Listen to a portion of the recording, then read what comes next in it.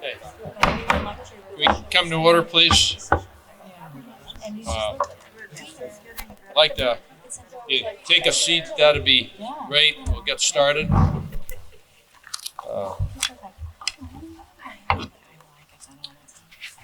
Okay, I'm going to recognize that these high school students are going to lead us in the Pledge of Allegiance, and also that they're going to sing the national anthem. Amelia Earnshaw and Erin Gillespie, Diana Gibson, and Sarah Monroe. You want to come up? Great.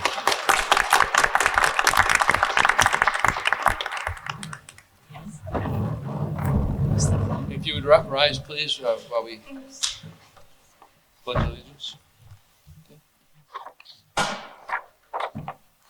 I pledge allegiance to the flag of the United States of America and to the republic for which it stands, one nation, under God, indivisible, with liberty and justice for all.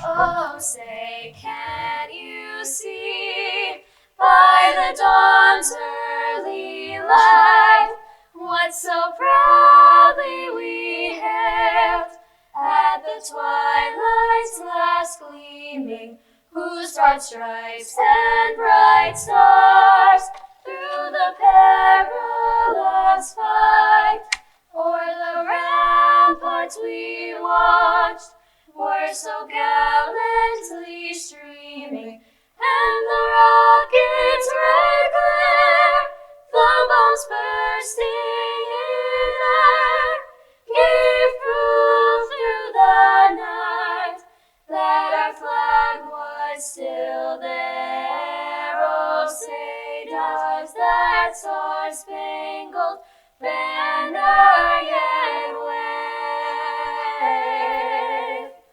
o'er the land of the free and the home of the brave.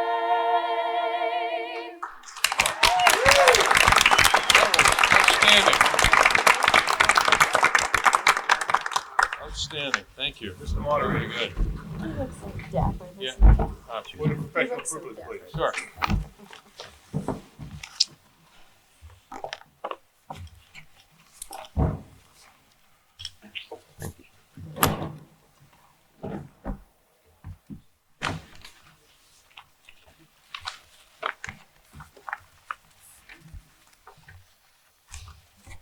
Ladies and gentlemen, after 51 years, our school district moderator, Richard Russman, is stepping down at the close of business tonight. Since 1969, Rick has presided over the deliberative sessions with artful skill, encouraging lively debate and discussion on a multitude of warrant articles. His extensive preparation, keen understanding of the issues, and ability to be fair and impartial has given voters a strong democratic process of which we are proud of. We're very thankful to Rick's dedicated service to the Sanborn community and wish him the best in future endeavors. Thank you.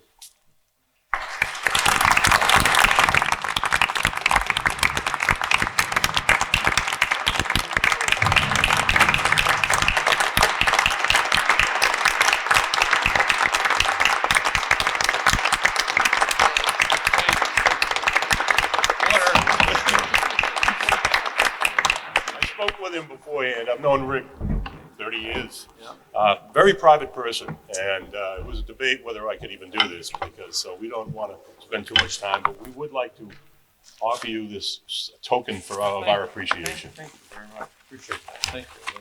That's very nice. You can't drink it, Okay. so open it later anyway. All right. Thank you very much. Just as a matter of aside, it's been a long time. It's better that you quit at the top of your game than when they say, "Gee, that's guy got to go. He's losing it." So I really appreciate all the support over the years. I'm grateful for the honor no one's ever run against me. I don't know if that means I've done a good job or just no one wanted the job. One or the other, I'm not sure which, but I am really grateful for all the support. I've tried to be fair to everyone and have you say what you need to say and try to help the process along. So thanks very much, appreciate it. So with that, I'd just like to introduce who we have here so we know who the players are. We have Phyllis Kennedy, the district clerk, and one board member, Jamie Fitzpatrick, is away on business, so he could not be here, but we have Matt Engel, the business administrator, Pete Phillips, the legal counsel, Superintendent Tom Ambrose, Elector Alicio, the school board, Jim Baker, school board, Larry Heath, school board, Tammy Mahoney, school board, Dr. Pamela Brown, vice chair of the school board, and Peter Broderick, who is the chair, Annie Collier, chair of the budget committee, Moira Bashaw, vice chair of the budget committee, Cheryl Gannon, budget committee, Jim McCarthy, budget committee, Mary Sear, budget committee, and Vanessa Mattis, budget committee, and Jim Doggett from the budget committee. And those are the players, and I'm Rick Russman, the moderator. Dealing with a warrant, as you know, tonight we'll talk about the article shortly, and then we'll be voting on all these things on Tuesday, the 10th of March, and the polls will be open at 8 to 8 in both towns, and Kingston will be at the Swayze Gym on the seminary campus and at the Newton Town Hall for the Newton folks. And we'll be electing one member of from Kingston for 3 years for the school board, one member from Newton, and one member at large from Kingston Newton for 3 years, a new moderator, and budget committee, one member from Newton, and then for 3 years, one from Kingston for 3 years, and one member from Kingston for 1 year. So Article 2, shall the reports of the school district agents, auditors, committees, or officers chosen be accepted and placed on file? Anybody making that? Move that. Okay. Is there a second? Second. Okay, any discussion? If not, then it'll appear on the ballot as printed. Article number 3, the operating budget.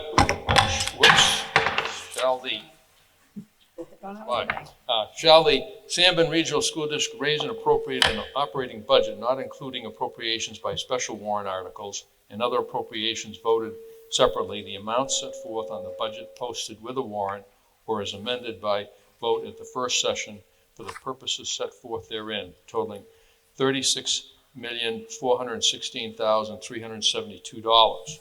Should this article be defeated, the default budget shall be $36,663,425, the same as last year, with certain adjustments required by previous action of the Sanborn Regional School District or by law. Or the governing body may hold one special meeting in accordance with RSA 40:13, Roman numeral 10 and 16, to take up the issue of a revised operating budget. This article does not include appropriations in any other warrant article. It's recommended by the budget committee 6-1 and recommended by the school board 7-0. And as you can see, the operating budget estimated tax in Kingston is 62 cents per thousand and Newton 61 cents per thousand. And the default budget would be 78 per thousand in Kingston and 82 cents per thousand in Newton. Do I have a motion here? So moved. Okay. Second. Okay. Floor, chair recognizes Ms. Collier.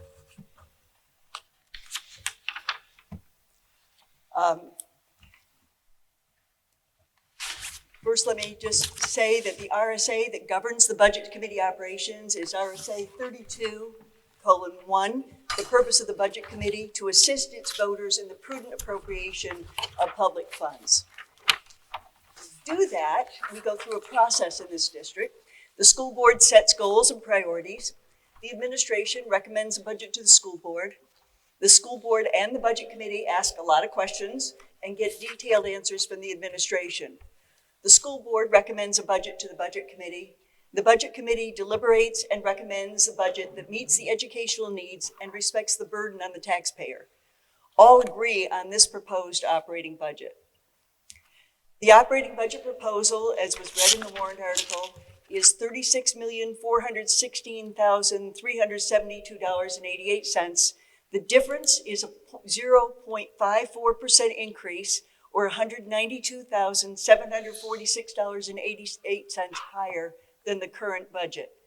The default budget is a little higher at $36,663,425.23.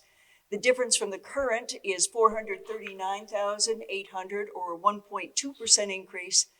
So the proposed operating budget is $247,052.35 less than the default budget.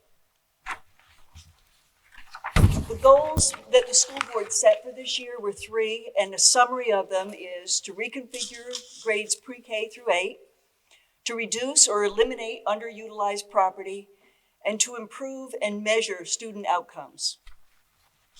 The new initiatives that the school board would like to put into place next year, the biggest one is reading and math intervention, to be increased by $950,000. Right now we have classic classroom instruction. We also have special education, as is required by federal law when the need is there. We also have some limited targeted intervention for students who are in between, who are not quite up to grade level.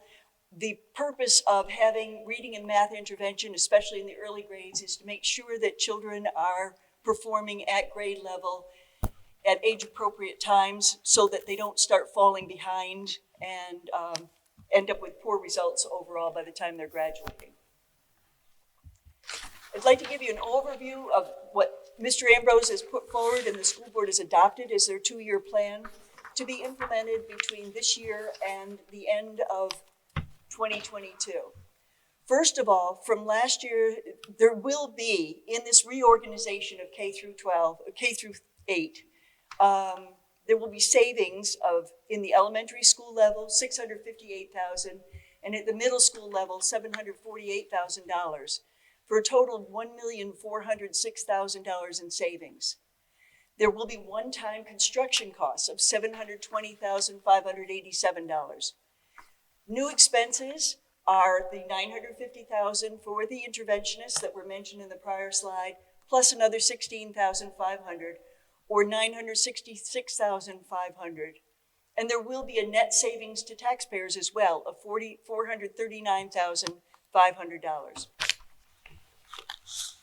The high school construction, that budgeted number, which I just gave you, the $720,000 of one-time construction costs, from fiscal year 18-19, last year, the school board reserved $190,000 from unspent funds encumbered to begin construction. During this year, the business administrator and the rest of the administration has set aside $540,000 of the current budget set aside to do the construction. The goal here is to begin the intervention as soon as possible rather than delay it. Next year, in fiscal year 2021, the hope is to have the construction completed over by the end of the summer and to begin the intervention programs as savings are realized. In fiscal year 21-22, there'll be full implementation of the intervention.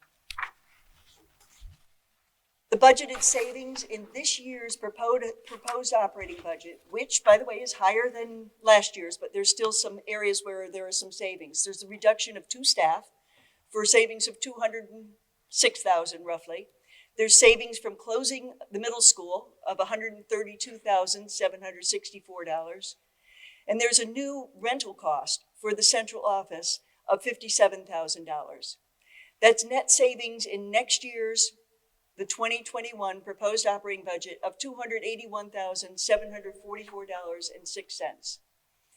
There's an additional $157,755.94 that will come in the year 21 to 22 out of that $439,500 in total savings from closing the middle school and doing the reconfiguration.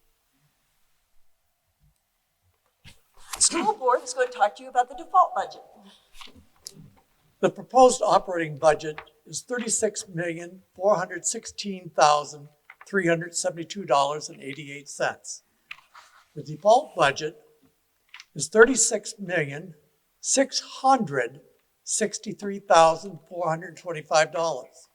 This is a difference of $247,052.35.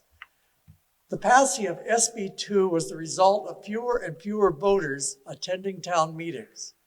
The first is the deliberative session, which we are in right now.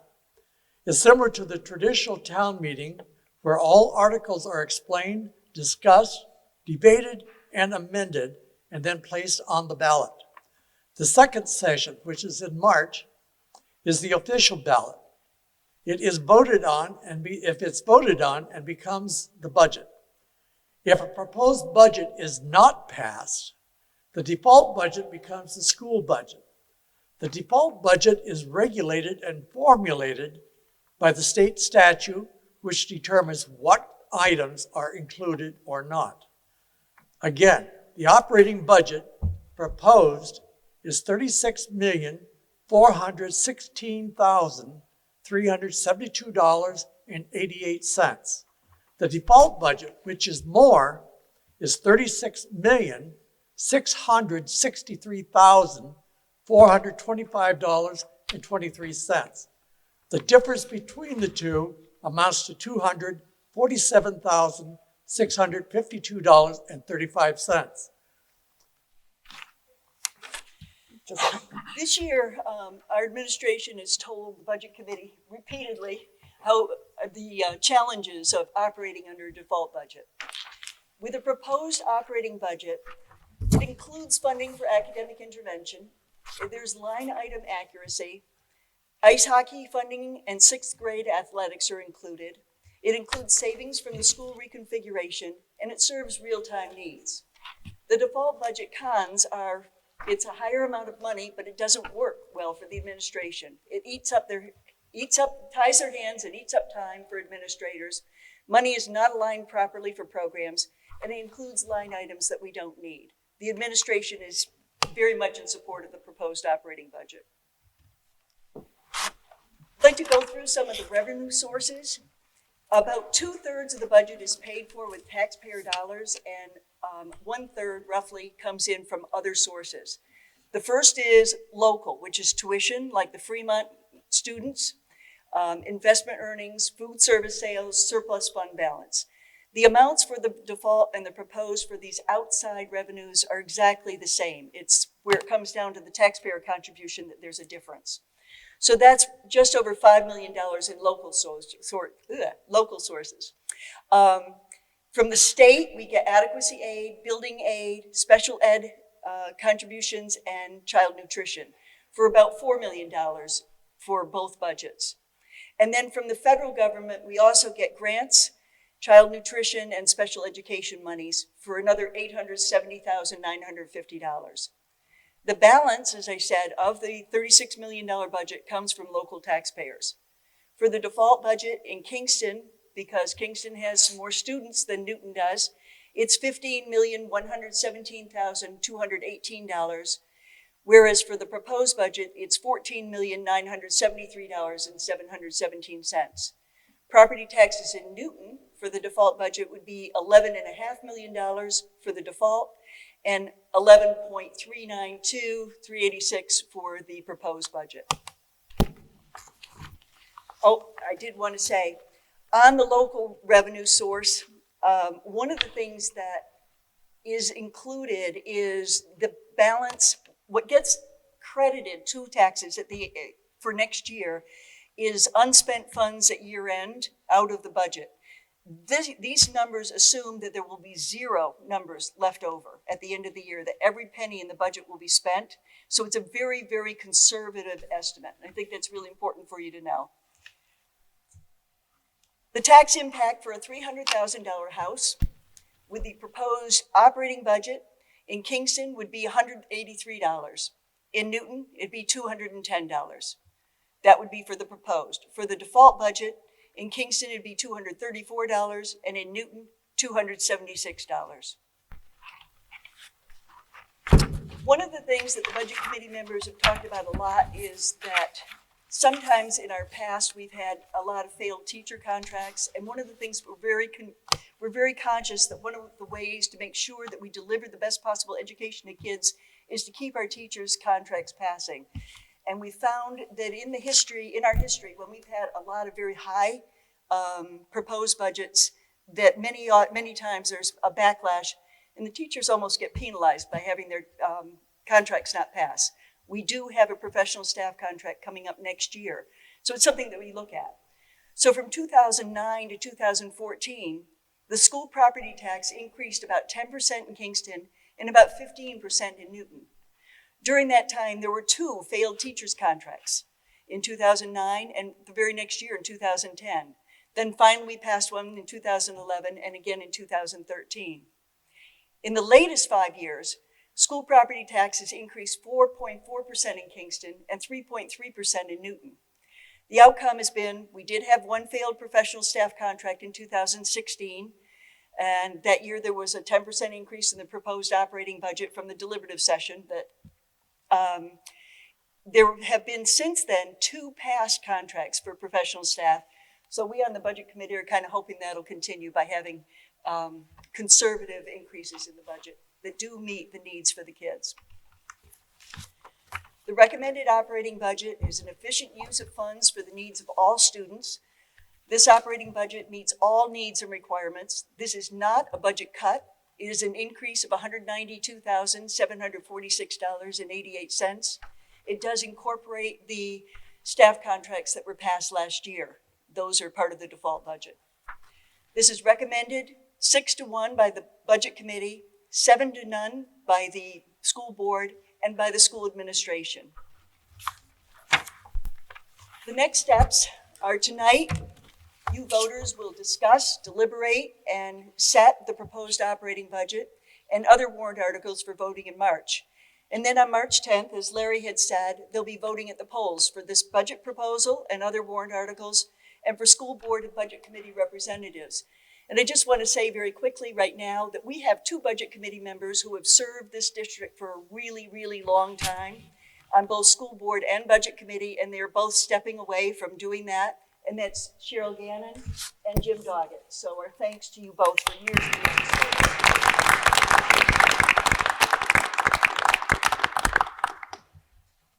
Any questions? Okay, does people have any questions about the budget that you'd like to ask? Sure, come on. If you could just come up here so people can hear you, that would be great. If you could state your name, that would be good for the record so the clerk can get. Hi, Larry Zurich from Newton. Now I'm looking at the handout that you gave us on page 13. It says the Kingston and Newton rates. And in Newton it says 70 cents a thousand. We're in the booklet on page 57. It says 61 cents a thousand, which is the real number. The same thing with the default budget for Newton. It says 92 cents a thousand on the handout, and in the book, it says 82 cents a thousand. Okay, we'll see if we can get an answer to your question. Thank you. All right. Thank you. Matt, is there an error on our slide or is it in the? I would have to say that would be probably either we're using a different estimate on the slide or there is an error on the slide. The amount that's on the warrant is the correct amount. Okay. So the amount apparently would be, on the operating budget, would be 62 cents in Kingston, 61 cents a thousand in Newton, and the default would be 78 Kingston and 82 in Newton. What's printed in the warrant is official. Okay, thank you. Bye. Mr. Moderator, I would also add that that's a refined estimate, as close as we can get it, a current figure. So there may be a few cents change either way by the time that the rate is set. So that's, I don't want, this is not cast in concrete, but the cement is being poured. Right, very close. Right. Okay. Thank you. Jeff Landers, McDougal. I have a couple of things. One, this is my 12th year at Baker School, and the last 3 to 4 years, I've noticed myself, I've not talked to anybody else about this. This is coming from me, the need for an additional guidance counselor. Especially this year, we've had a lot of new students coming in.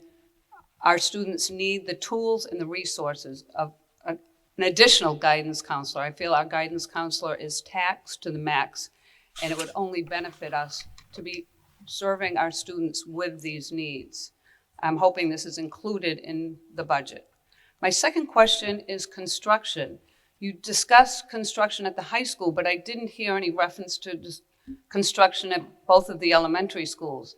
Certainly with the reconfiguration, there'll be need for electricity, maybe petitions, but some kind of construction funds. I hope those are also allocated for the elementary schools.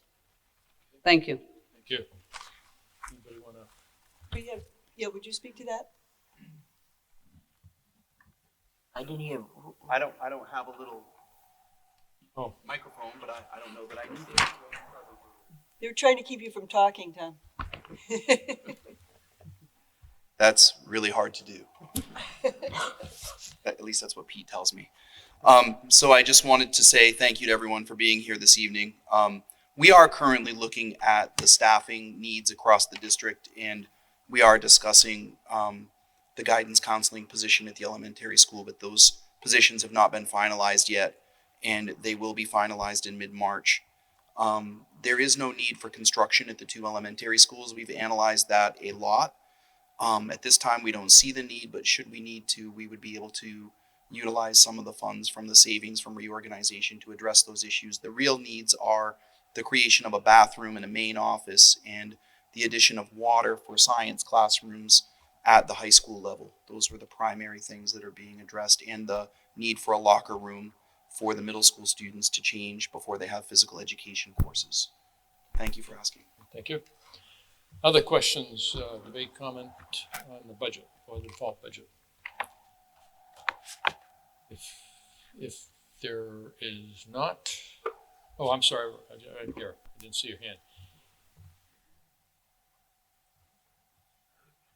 Really wave your hand in case I miss it, if possible. Go ahead. Roger Hamill.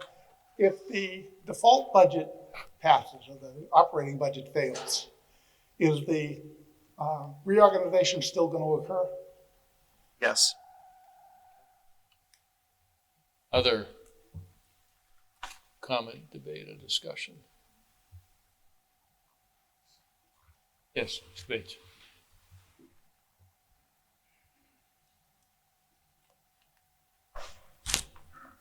Kurt Bates, Kingston. Thank you, Mr. Russman, for 51 years. My only concern, I'm all in favor of the budget. I'm in favor of the process to a degree. I'm in favor of the reorganization. I just wish you asked the voters for that vote. I wish it came to the voters for us to make that choice. That is a huge undertaking of redistrict, moving the middle school, closing it, sending your first graders across to another town, and moving here to the high school. I don't necessarily disagree with any of it. I'm in favor because of enrollment. I just wish you guys had the guts to ask the community. Thank you. Other comment, debate, or what have you? Anybody else? No? Okay, it'll appear, it'll go forward and it'll appear as printed on the ballot that we'll be voting on next month. Article number 4. Administrative collective bargaining agreement. Shall the Sanborn Regional School District approve the cost and items included in the collective bargaining agreement for administrators reached between the school board and the Teamsters Local 633, which calls for the following increases in salaries and benefits at current staffing levels over the amount paid in the prior fiscal year 2020 to 2021. Estimated increases $14,355.59, and further raise the sum of $14,355.59 for the 2020 to 21 fiscal year. Such sum representing the additional costs attributable to the increase in salaries and benefits provided by the new agreement over those of the appropriation at the current staffing levels. The Budget Committee, 7 in favor, none opposed. The School Board, 5 in favor, 2 opposed. Tax impact, 1 cent a thousand in Kingston and 1 cent a thousand in Newton. Do I have a motion here? So moved. A second. Second. Go ahead. Yes, okay. Would you like to speak to the motion? This proposed agreement defines the terms of employment, including salaries and benefits between the school district and 12 administrators that joined the Teamsters Union in September of 2018. The proposed agreement is for 1 year. The proposed salaries include benefits and all other costs are in addition to the previously discussed operating budget. Under this agreement, 11 of the administrators will receive a salary increase of 3.5%, bringing their salaries in line with salaries for comparable positions in other districts. One administrator will receive a salary increase of 1.75%. Unlike teachers, administrators do not receive step increases. Insurance costs will be reduced by $36,120.60 due to a new health and dental plan. Also, in recent previous agreements, 90% of employee health and dental insurance payments have been covered by the school district. In this agreement, the district's contribution will drop to 89%. According to the school district business administrator, including insurance savings, the total cost to the district for this agreement is $14,355.59, which is 0.85% increase over this year's cost. As you can see from the warrant article, the budget committee voted on this article with 7 in favor, 0 opposed. The school board voted 5 in favor, 2 opposed.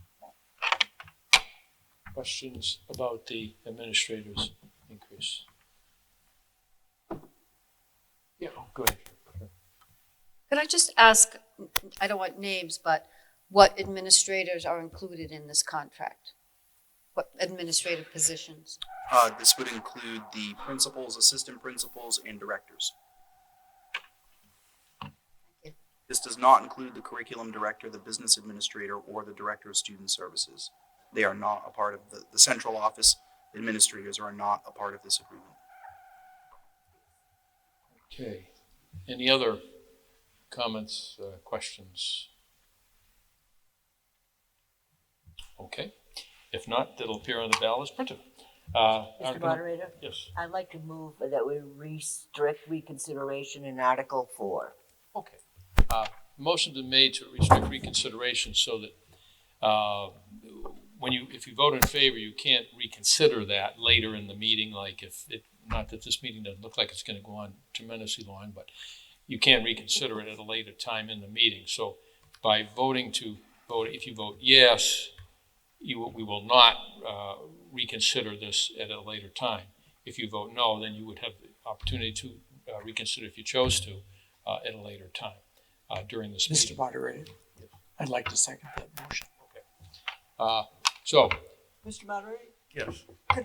We didn't do that with Article 3, and we should. In what order do you want that done? Oh, you know what? I would be happy to amend my motion to include Article 3 and 4 to be restricted from reconsideration. Mr. Thank you, Moderator. Ellen. Right. And my second. I'll second I that would too. agree to that. Technically, you're supposed to do it right after, but given the fact that Didn't even think about it. we're a fairly small group here, and I think it looks like not a relatively long evening, and people hopefully won't wander off. The meeting's not over till it's over, so please stay to the end. So the motion's been made, there's been a second to restrict reconsideration of Articles 3 and 4. All those who are in favor of not reconsidering those signify by saying aye. Aye. Those opposed say no. Okay, these shall not be reconsidered. That carries.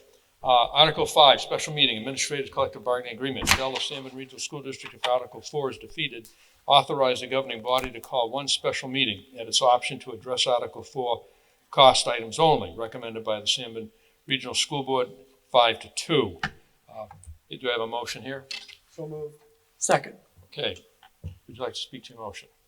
In the event Article 4 fails to pass at the polls in March, a yes vote on this article authorizes the school board at their option to hold another public hearing and public vote on the professional staff contract. It is essentially a do-over. possibly with a new proposed agreement. No vote means the public vote on March 10th is final. The school board vote on this warrant was 5 in favor and 2 opposed. Any questions here? Yes, right here. Don, state your name for the clerks to have it. That'd be great. Ian McGregor from Highland Street in Newton. That sounded good. I thought he was serious. That was real. Yeah, so just a question of clarification. Top of the evening to you. Hi, thank you. So a question of clarification. Should the vote for the previous article, which was the funding for the contract, fail, then this allows the basically reopening of that contract or renegotiation. But is it only on the financial aspects, or is the language included? Because as a contract negotiation includes both language and financial aspects, which are often tied together. Yes, in the event that the voters were to vote down the negotiated agreement, both parties are all issues are reopened on cost and non-cost items. So, and as Jim indicated, it is essentially a do-over. If the voters approve this article, then it allows the board to call for a special meeting as opposed to having to go to court and get a Superior Court judge to approve a special meeting. So that's a lot of costs involved with that, and it's not always a sure thing that the court will approve a special meeting. So this article would avoid that cost and that time. Okay. Further questions about Article number 5? If there's not, it will appear on the ballot as printed. Article number 6, sale of seminary property. Shall the Sanborn Regional School District sell a certain parcel of land with the buildings thereon, which include the seminary, old high school, gym, 2 outbuildings, and parking areas located at 178 Main Street in Kingston, and designated as tax map R34 Lot 17 for $200,000 payable over a term of years, and authorize the school board to enter into long-term lease agreements with the buyer for the gym and the 2 outbuildings for $1 each rental year, and on other terms and conditions determined by the school board. And further authorize the school board to take any and all necessary action to carry out this vote, including the acquisition and or conveyance of any necessary easements. Recommended by the Budget Committee 6-1, recommended by the School Board 7-0. Do I have a motion on Article 6? So moved. Okay, second. A second. Second. A motion's been made and it's been the second. Did you want to speak to your motion, Ms. Solisio? I think this is probably the big issue of the night, so we're going to be here a few minutes anyways. I'm here to ask for your support of Article 6 to sell the Sanborn Regional High School, old high school campus to Chinbrook Properties for $200,000. I know there's been a lot of debate and discussion on Facebook and social media. You know, did we get enough money, and why didn't we go out to bid, and why can't we do this or why can't we do that? In all fairness, the board has done its best to find the right developer to preserve the historic beauty of the seminary property. Those of you a little bit older remember back in the 80s, we committed $150,000 a year for, I believe, it was 4 or 5 years to restore the exterior of the building. It's what still shines today. The $200,000 is a token. It really doesn't do justice to what we would want to do with that building, but we're not developers. We can't get out there and start investing money, our tax dollars, in the mitigation needed to bring up those buildings to standards. Mr. Chimberg was brought to the board's attention through the Kingston Heritage Commission. And his track record on how he's developed historic properties that make him the best option for us to move forward on the seminary property. Yes, he will make apartments out of it. Yes, he's getting it for easy money, but he's going to have to invest millions of dollars to bring it up to code. And he's going to have to go through all the permitting processes in Kingston, which is not an easy task by any stretch of the imagination, especially through the historic properties. Yes, he wants to have Kingston pass Article 19 for 79E, that would give her an opportunity to get an abated taxes for a few years, for 5 years, I believe is the term. And yes, he's gonna take a 2-year process to go for federal grant money on restoring historic properties. But you know, it's in the center of Kingston. It's been empty for 14 years. It's laying waste. In the last 5 alone, we've spent over $1 million over the 5 years in upgrading or maintaining minimally, I might add, that property. How much more can we ask you to keep giving into the property when we don't need the buildings? There was a lot of comments, and Chase Field is not part of the deal. I mean, a lot of people were concerned about, well, we need the field, and you're right, we do need the fields.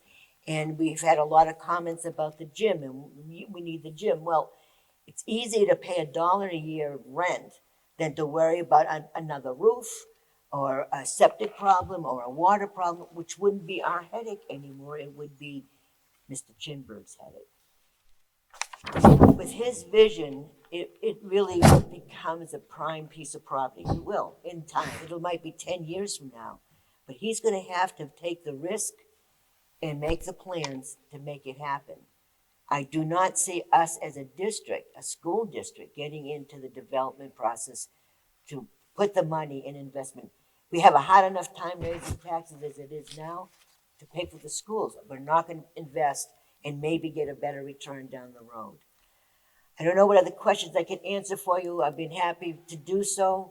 I think this is the best progress for us. He is also going to revitalize the old science building.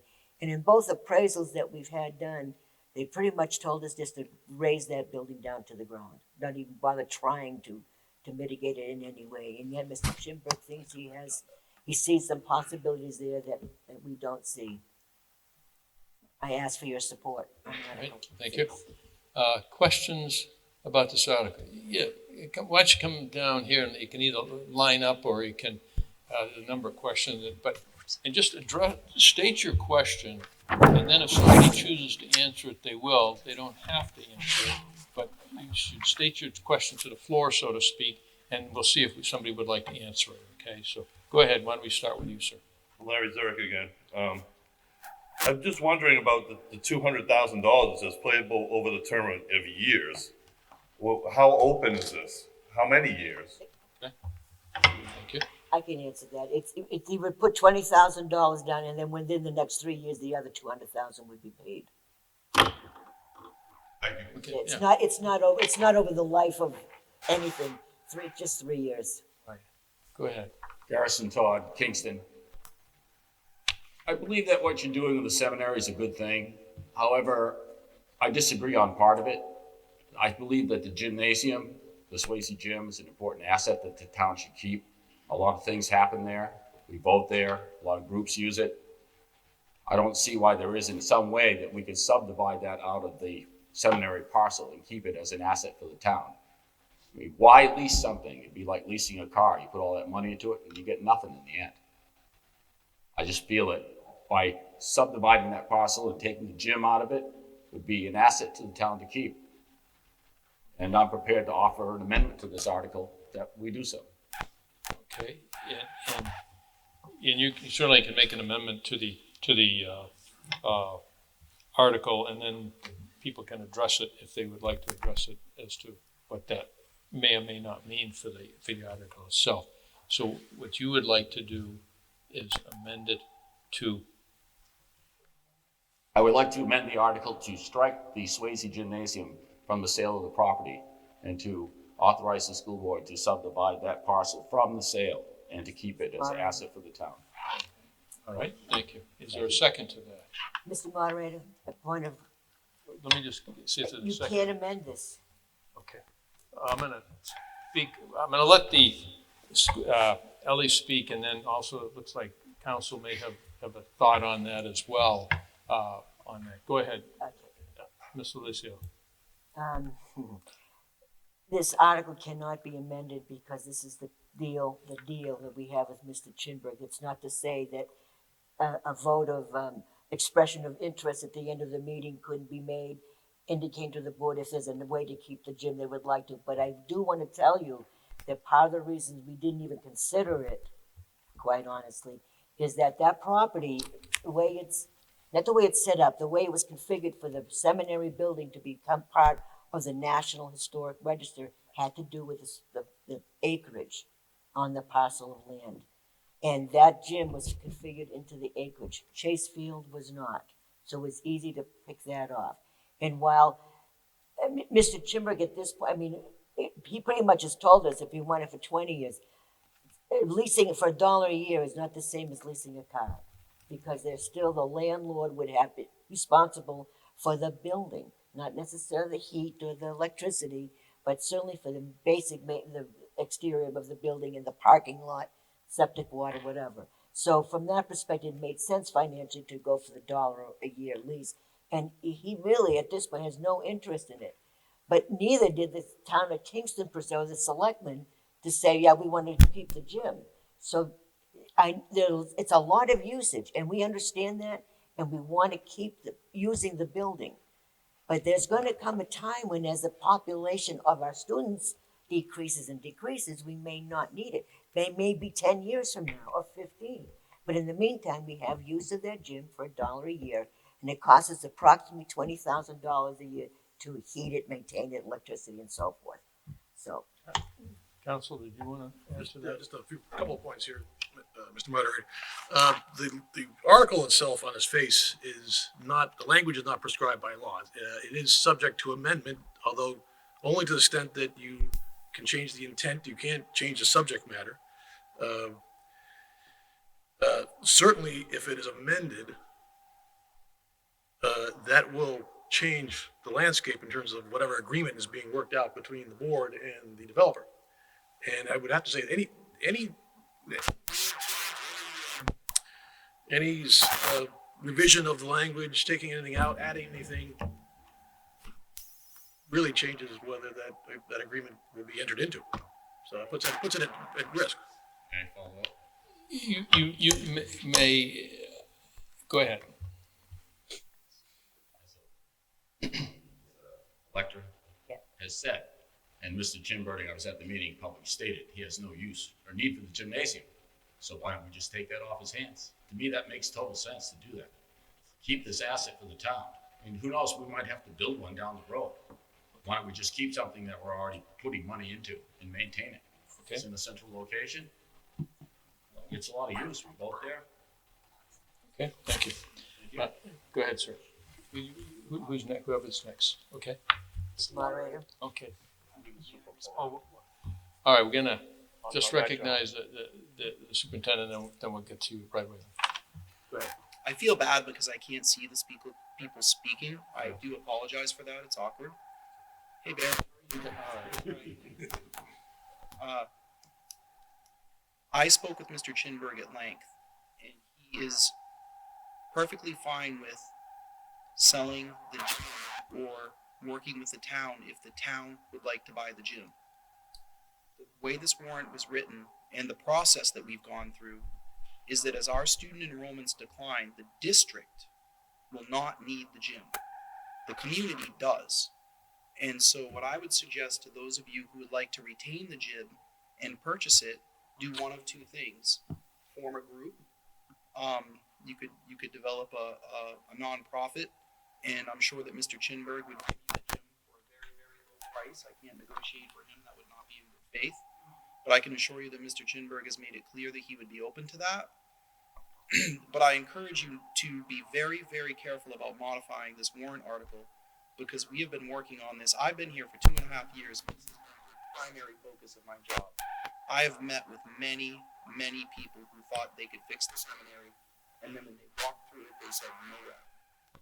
You have a very rare opportunity for a person who has a history of dealing with this type of building and the capital, with no need for loans, to put $10 million into the heart of Kingston. I encourage you to think very carefully this evening before you proceed, and know that Mr. Chinberg is perfectly fine with working with the community if people in the community of Kingston want to buy the gym. I just want you to know that I'd had that conversation with him, because that has not been public. It just happened recently. Thank you. Barry. Barry Gluck Newton. I have just a couple of questions. One, it's mentioned here as a previous speaker had mentioned the term $200,000 payable over a term of years, and I heard Mrs. Alessio refer to a period of 3 years. Is that? That's correct. That's been agreed to and negotiated, the 3-year term. And if he sold the property a year from now, he would pay the full 200 no matter what. If his property was sold before the 3 years were up, he would pay that amount anyways, regardless. And my second question was, the second part of the statement says, and authorize the school board to enter into long-term lease agreements with a buyer for $1 a year. The long-term lease agreements, has there been a discussion about what those terms are? How long those terms are, that we would have them at $1 theoretically, if the developer 5 years from now decided that he had another buyer or some other, what is the term that has been discussed for those? Okay, thank you. We'll see about trying to get an answer to your question. I believe it's 5 years, $1 a year for 5 years, and a 5-year renewable, as many as it works out to be. And he might say to us in 15 years that he really needs those maintenance buildings in the back, but we would have some time to make alternative arrangements. So it's still $1 per year. Thank you. Sir. Oh, I'm sorry, I didn't recognize. I see you over there. All right, go ahead. Go ahead. We'll get to you right after. Sorry, I didn't hear. Robert Jeffroy, Kingston. Is the developer going to pay taxes, like when this building is, there property taxes involved? Yes, and let me tell you how it works right from the beginning. When the sale goes through, and I'm going to think positively, the town will assess the property at current value, not the $7 million that they have on the books, because that's from 25 years ago at the height of the building. They would do a current assessment, and those of you who may remember that we've had 2 appraisals done of the property. They certainly didn't come in at $7 million and nowhere near close. But let this passes, the town will do an assessment in the current condition. And let's say the valuation or the assessed value comes in at $500,000. They will pay taxes on that $500,000 right from the get-go. But what happens is he upgrades the property and develops it and puts in, he's talking apartments in both the seminary building and in the science building. If 79E passes, he would probably have made an arrangement with the selectmen to keep the assessed value for 5 years at the $500,000 mark, and in spite of whatever improvements were made on the property, and then at a specified time, it would revert to the upgraded amount. So yes, it would generate income. Okay. Right away. Thank you. Yes, sir. I'm sorry. Didn't see you. Corey Mason, Newton, Hampshire. First off, Ms. Gannon, Mr. Doggett, thank you very much for your efforts over the years. I guess my conversation here is, as we heard, there has been over $1 million spent by both the Kingston and Newton taxpayers over the years to maintain the property. I personally hope that the warrant article does pass ultimately, and the sale of the seminary yields a net positive to increase the tax base, and also not only the tax base, but the ultimate appeal of Kingston. I guess my question is, has there been discussion, and if there has been discussion, why? As to long-term, if there's a tax burden relief, or if there's a widening of the tax base because of the property being built out, will the Newton taxpayer reap a benefit or also have a positive tax impact? So again, my question is, has there been discussion as to the potential tax relief that Kingston's going to receive? Will Newton receive some as well? If not, why? Okay, thank you. We'll see about the same. Yeah, have we discussed it, Mr. Mason? Yes, we have. But there's no way that it wouldn't work, that Kingston's not going to, I can't even go there. I almost can't even go there. But Newton's gonna face a similar situation with that middle school. When we get another warrant article asking, give us the opportunity to lease it out. But we don't know where that's gonna go, how long that's gonna go. But we're guessing that eventually that building's gonna have to close. I don't know whether we're gonna have an opportunity to rent it for long-term or not. That's unknown at this point. But the same situation could occur in Newton, and that building be sold, and the proceeds and benefits would accrue to Newton. You can't have property in Kingston that gets developed. I know it's unfair. I'll say that right up front. I understand that, and we talked about the unfairness to Newton. We have, as a board, no question about it.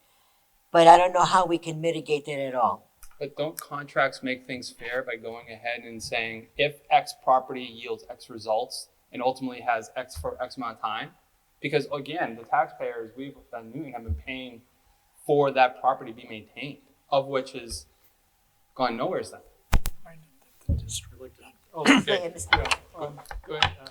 I'm Jim, go one of the ahead. Newton reps on the board.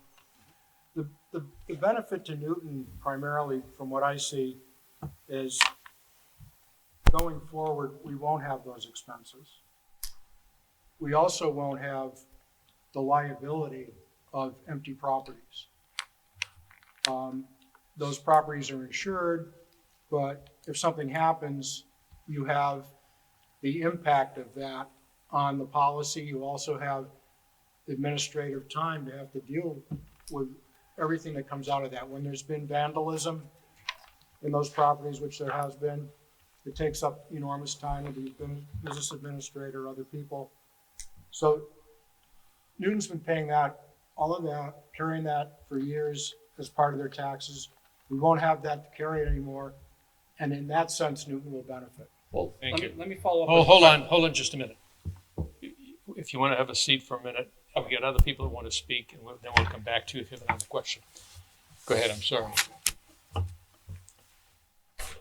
Hi, Carol Carbonell, Kingston. I'm an abutter to the property. So I am in favor of revitalizing the building.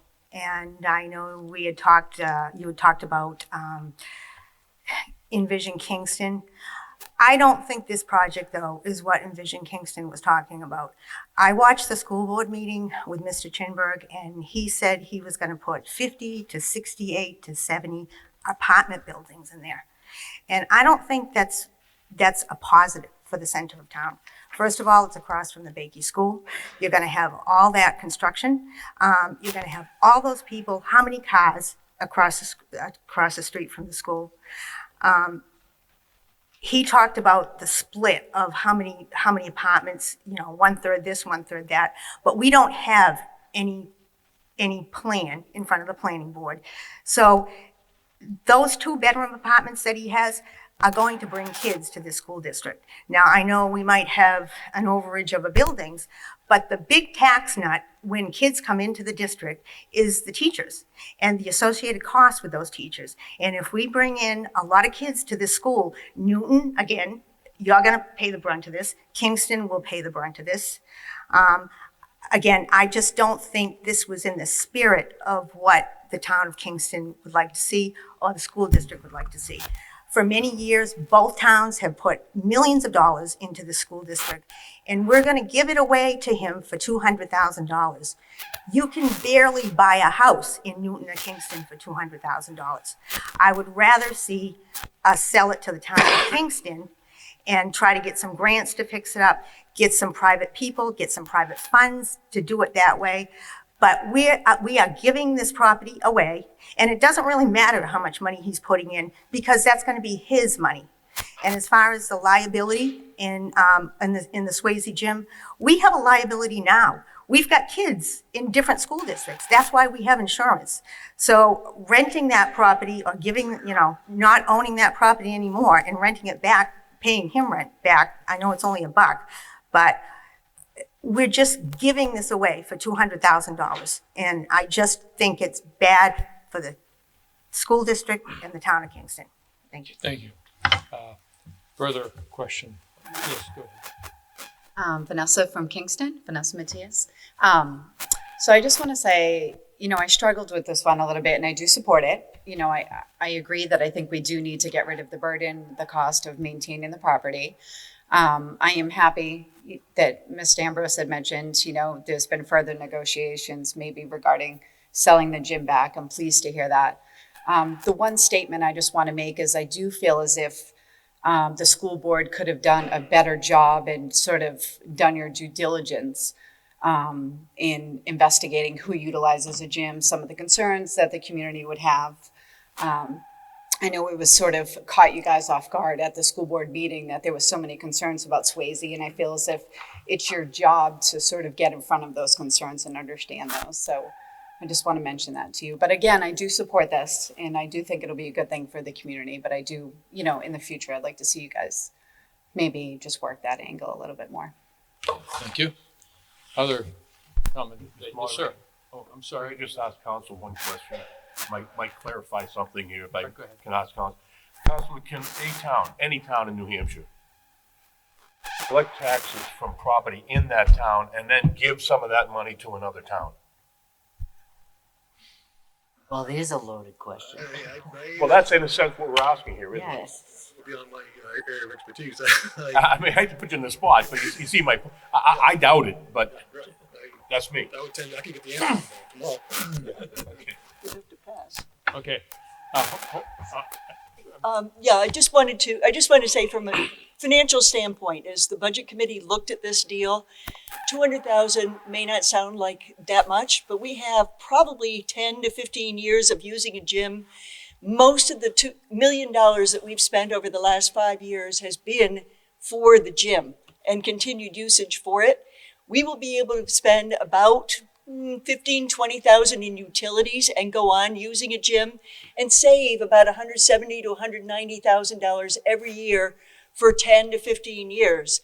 That's $1.9 million to $2.5 million for a sale price for this structure that we want for the time being, but the district doesn't. I understand Kingston might have other issues about what it wants longer term, and that's going to be something that they're going to have to, work with their planning board and their board of selectmen on. But for the district, this is a huge savings, and we're in the business of taking care of kids and their education, not of maintaining buildings. The second point I wanted to make is on the tax base. Right now, there are no taxes being paid to either town on this building or any of the buildings there. It's a net loss on a tax basis. And this will stop that. It may not stop it for Kingston immediately if you start giving past the 79E, which is needed, but longer term it will. As a Newton resident, I wish we were getting some of that, but you know what? That building is not in Newton, so I got it. Thank you. Go ahead, sir. AJ Remus, Newton, New Hampshire. Ever since the seminary what was thing, your I name keep again? hearing. Sorry? What was your name again? AJ Remus. Anthony Remus, Newton, New Hampshire.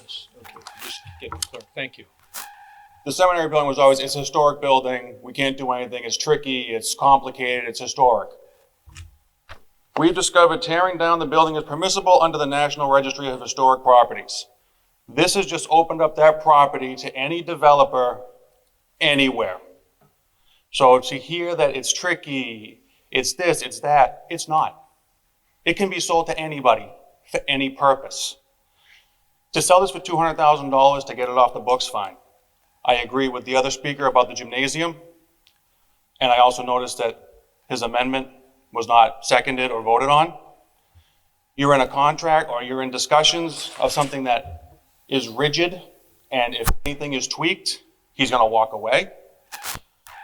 His vast resources to do all this, the $10 million he has, yet he's putting $20,000 of his own money in, and that's it for right now, which means the school district is holding the note, which means if in a couple of years there's a downturn and he walks away, the school district now has the property back again.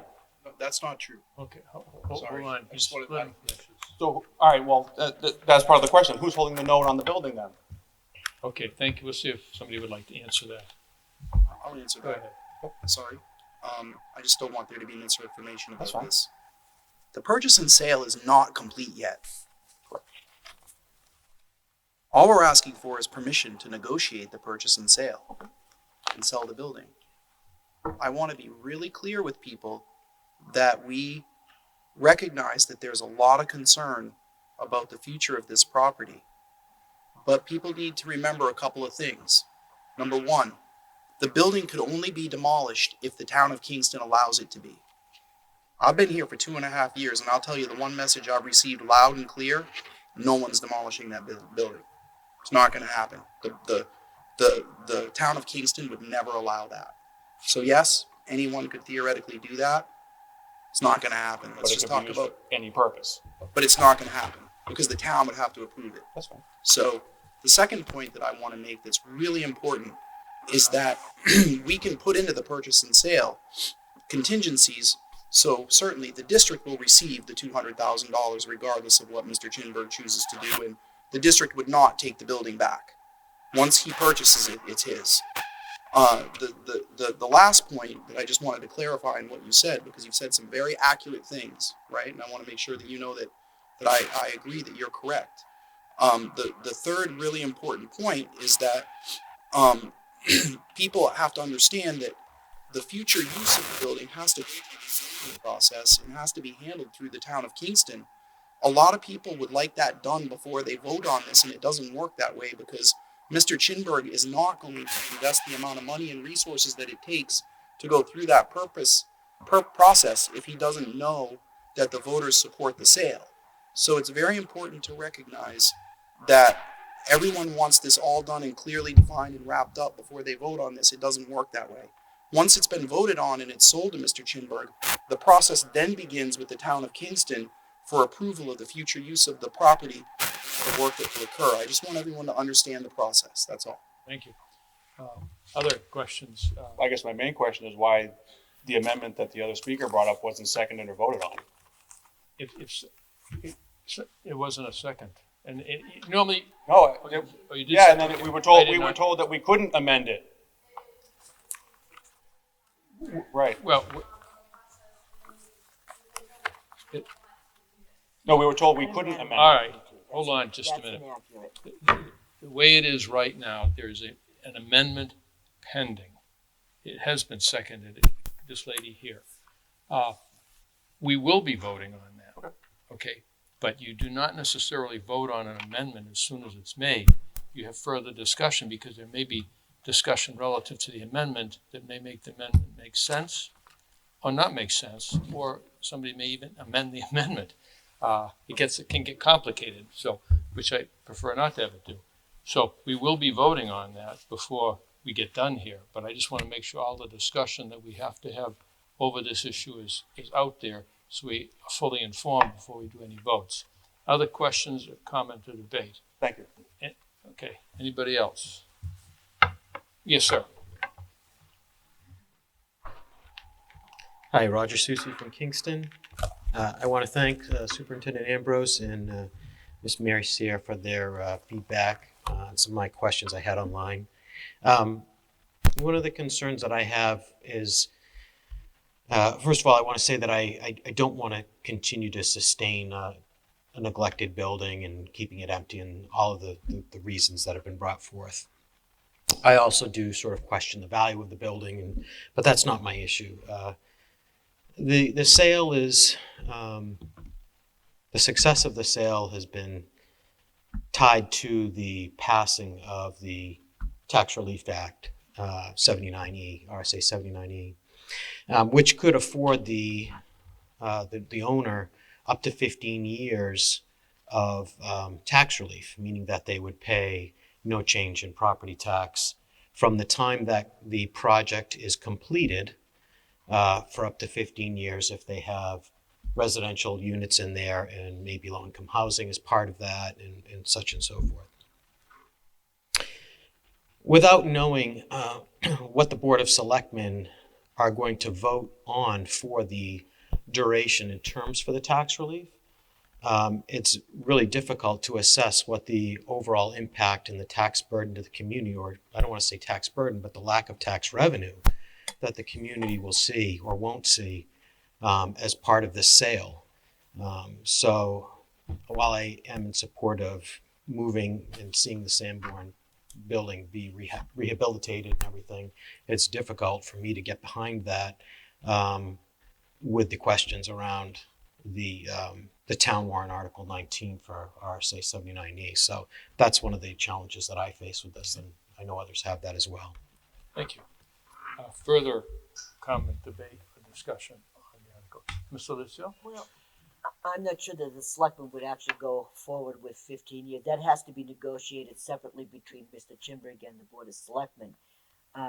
But quite honestly, that property has never generated any tax dollars for the community. And if nothing else, even with the construction, that has a greater benefit, not just to Kingston, but to surrounding vendors, construct contractors. The mitigation on that property is huge. Mold, mildew, asbestos. It's all in there. And so even if we sold it to someone else, they'd have to meet all those regulations, and that takes some pretty deep pockets to do that. I don't think anybody debates the condition of the building and the needs that it has, right? It is a significant state of disrepair. It would cost a lot. Mr. Chinberg specializes in rehabilitating old property, so this is nothing new to him, as well as the costs associated with doing those types of projects. And there must be something in it of worth for him to continue doing this. Well, I would imagine it would be, depending on how many apartments he puts in it, that he can get through the town of Kingston. Sure. It's not a slam dunk. No.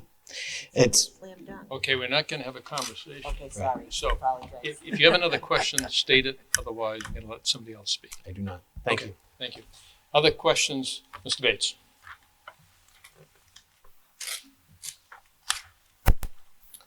Kurt Bates, Kingston. My question is on the water suppression unit that's there, that covers DJ Bakey, the town offices, the church, and I think it goes to the fire department. Right. Will that have to be leased out as well to the new owner, or is he gonna tie that in, that is ours, that meets our regulations, definitely at the DJ Bakey School? Okay, thank you. Ms. Alicio? As far as I know so far, and it's still so far, Mr. Chimberg, the town is not looking to access to that fire suppression system because in the development of the new fire station on the corner of Rockroom and Main Street, they're putting in a new fire suppression system there that they would hook up with the town hall and with Bakey and with the church, if I'm correct. So there is a fire suppression system under the property, but I don't know what Mr. Chimberg is going to do with it. But the town is looking to replace that water source through the fire station, the new fire station. And it still needs to, I mean, it's not done yet on that one there, Kurt. I did receive this question on Facebook and I researched the question. And so if you look at the warrant article, it says, and any and all necessary action to carry out this vote, including the acquisition and or conveyance of any necessary easements. That's the part of the warrant article that addresses the water issue, and that those easements need to be worked out in the negotiation of the purchase and sale. But they are a part of the process and would need to be done.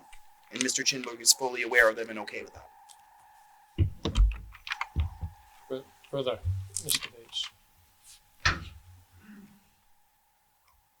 Well, I'm just very concerned for DJ Bakey because of the students that are there.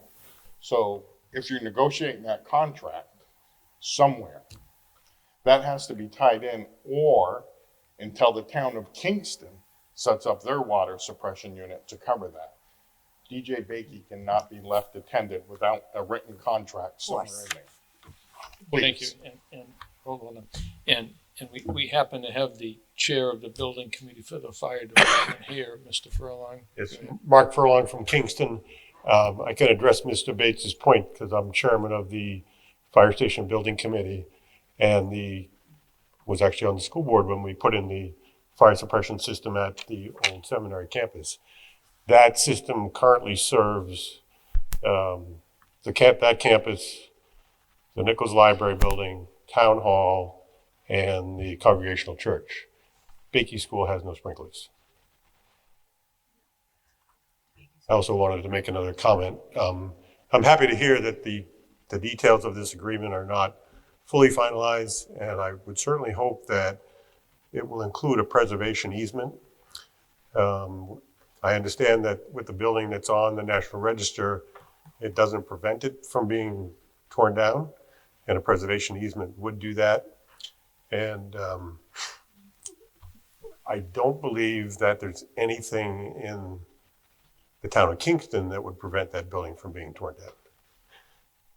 Certainly the Historic District Commission would raise the ruckus, but I'm not sure there's anything in the planning regulations that prevent demolition. I'm sort of sad how we got to this point with this property. Having been very involved in building this building, we were vacating that building, not abandoning it. Certainly things have changed. It's very sad to see the condition that it's in. It never should have been allowed to get to that state. And I'm sure people didn't want to spend the money, but some of it is irresponsible. I think this is the way for us to get out from under it. Thank you. Thank you, Mr. Brown. Yes, Ms. Mason. Corey Mason, New Hampshire. Follow up with Mark's comments about preservation easement. Could the school board possibly, going back to the negotiation, work on a prior project that has actually the staff, the students of the high school have worked on, the greenhouse project? Could Mr. Chimberg possibly go ahead and get back to the town and put something in that's going to ultimately help out with the growth of the community, help out students at the same exact time? While you're taking away something beautiful, got plenty of land over there, possibly go ahead and put up the greenhouse project, which ultimately would help out all the students, especially with the older kids going to be across the street at Bakey. Just words for thought. Let's debate and discuss. Yes.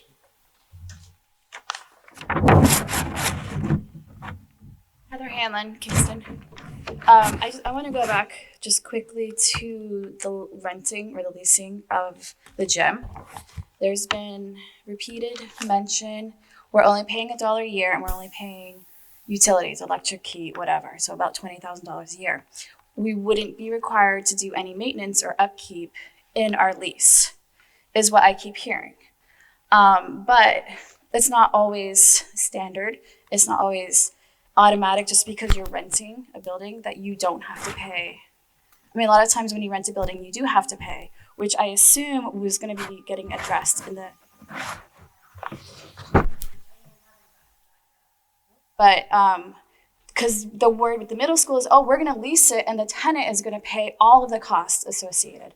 So I just kind of want to understand a little better how you're landing at we will only have $20,000 cost in our $1 a year rental versus owning the property and the responsibilities, because it's not that much difference. Okay, thank you. Further comment, debate. The $20,000 would go for heat and electricity, but if the roof caved in, we would not have to pay for roof. If any damage to the exterior of the building, I mean, we're gonna have to clean it and wash it in the inside and heat it, and sweep up after ourselves after we use it. That's the $20,000 a year. But if you own your house and you have a mortgage, your roof goes, your windows go, your septic system could go, your plumbing could go.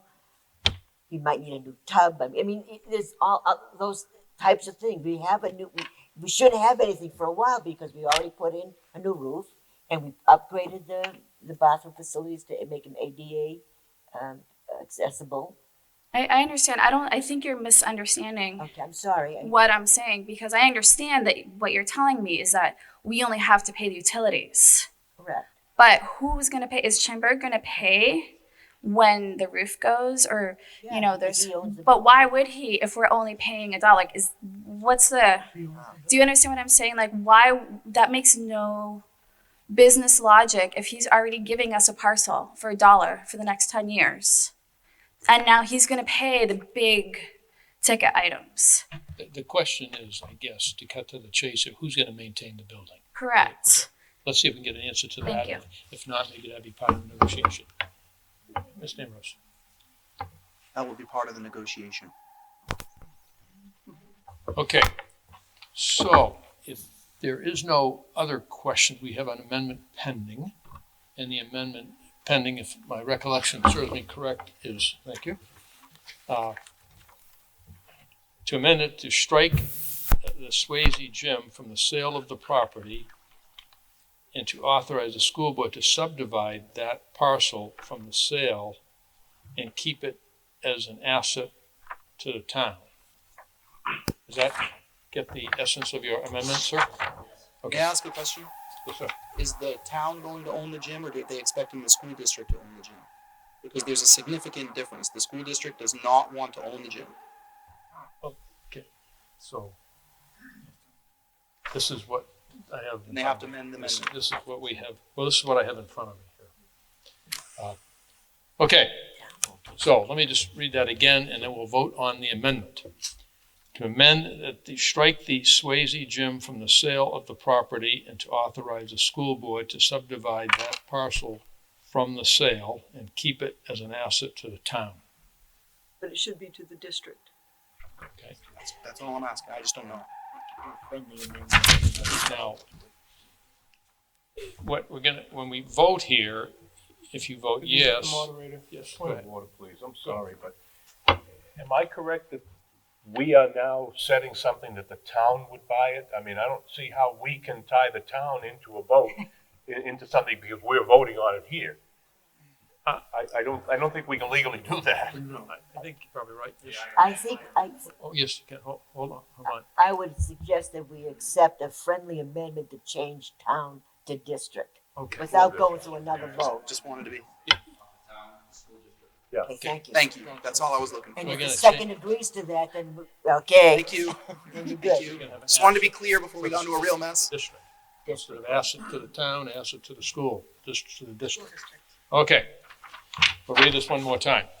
Amend that strike the Swayze Gym from the sale of the property and to authorize the school board to subdivide that parcel from the sale and keep it as an asset to the school district. Okay. If you're in favor of that amendment, you're going to vote yes. If you're opposed to that amendment, you're going to vote no, and then we will be back to the article as it's printed. Okay, so if you're in favor of that amendment, you're going to vote yes. If you're opposed, you'll vote no, and we will be back to where we started from. Okay, all those that are in favor of the amendment signify so by saying aye. Aye. Those opposed say no. No. Does not carry. Okay, any further question or debate to comment on the article in chief, the actual one that is before us? If there is not, it'll go forward and appear on the ballot as printed. Okay. Mr. Moderator, yes, sir. Make a motion, we not reconsider. Restrict reconsideration. Second. Okay, motion, there's been a motion made and second to restrict reconsideration of this article. Oh, a motion, okay. I don't usually get that feedback, so I'm good with that. Thank you. Well, we will have people, that's good. Thank you for pointing that out because it's important that you hear us. So a motion's been made and a second to restrict reconsideration of this article. All those in favor of restricting reconsideration of the article signify so by saying aye. Aye. Those opposed say no. The ayes have it and that will not be reconsidered. Okay, moving forward. Lease of the Sanborn Regional Middle School. Shall the Sanborn Regional School District authorize the school board to enter into a long-term lease for the Sanborn Regional Middle School located 31A West Main Street, Newton, New Hampshire, and designated as parcel ID 06-07-04 and parcel ID 060605, and further authorize the school board to negotiate the terms and condition of the lease and take any other action necessary to carry out this vote. Recommended by the school board, 7-0. Do I have a motion here? So moved. Second. Okay, would you like to speak to the motion? Yes, go I'd like ahead, to Tammy. speak to the motion. The Sanborn Regional School District is in negotiations with an educational organization who would like to rent the middle school once it is vacated. The income generated by renting this building will allow the district to find a suitable tenant that will maintain the building at little to no cost to the district and provide positive income for the district. The district can rent the building year to year, but a multi-year lease needs approval from the public. A multi-year lease is more appealing for potential tenants and will lead to a better deal for the district when working with potential tenants. Questions about the middle school lease? Yes. Heather, right up. Hi, Hanlon, Kingston. So I have the same question about this. Now, how come in the middle school situation, we have no fiscal responsibility for the maintenance? And also, I'd like to know who is looking to occupy that school. I'll answer this question. We can't say because we're in negotiations. They are not ready. The purpose of this warrant article is to ask the community to allow us, because we have to ask by law, we have to ask the community if we can go into a multi-year lease. It's a law. The district can lease it year to year without voter permission. If the voters allow us to lease it for multiple years, it makes it more appealing to potential tenants. But at this time, the deal is not clear enough in we're still in negotiations, and it may fall through and it may end up being a different group of people. So we at this time can't share anything. I am hoping to wrap that up before the vote in March, but I can't promise it. But I want to be clear. We're not asking the community to vote on whether or not this group can rent the middle school. We're asking the community for permission for a long-term lease, which is required by law. Even if you vote this down, the board could rent to anyone they want year to year. It doesn't work the way that it seems. And I feel bad saying that, but I want to make sure that everyone understands what you're being asked to vote on. The second thing about this that you asked, and I want to answer clearly so that you understand, those terms about who maintains what, they're not negotiated yet. We don't know who's going to maintain what with that. I can certainly share with you that at this point, with this particular group, it would be very positive for the community in terms of the finances, but I can't share any details yet. And really, those details don't impact this article. The warrant article is about giving the school board permission for a multi-year lease, not to give us permission for a specific tenant. Thank you. Further questions? It is an educational organization, though. We're not going to move a meatpacking, business into the back of the middle school, or certainly the building is zoned for educational use.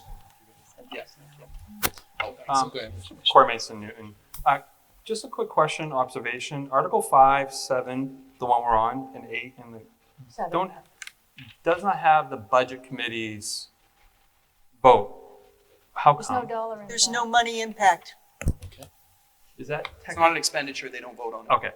All right. And so number 2, is it possible to get some backup data to what you just said, Superintendent, relative to the potential positive impact?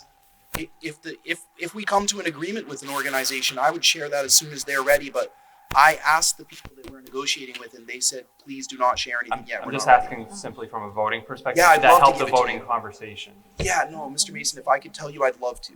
Okay. Yeah, they're not ready yet. Further questions on the renting of the middle school?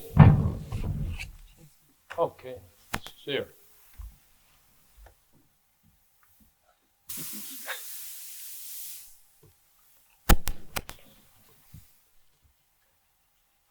Good evening, I'm Mary Sear from Kingston. I have a couple of questions. Could the board answer for me and for the gallery here, what are the long-term plans for that property? Just in high-level terms, you're talking about asking for permission to enter into a multi-year lease with ideally an educational group, but is it the district's intention to hold on to that for future development? Is it the intention to possibly sell it at some future point? And secondly, when it came to talking about the seminary property, we've said we don't want to be in the business of being property managers. Yet with this article, frankly, it feels kind of like that's what we're doing. So I wondered if somebody could address that, please.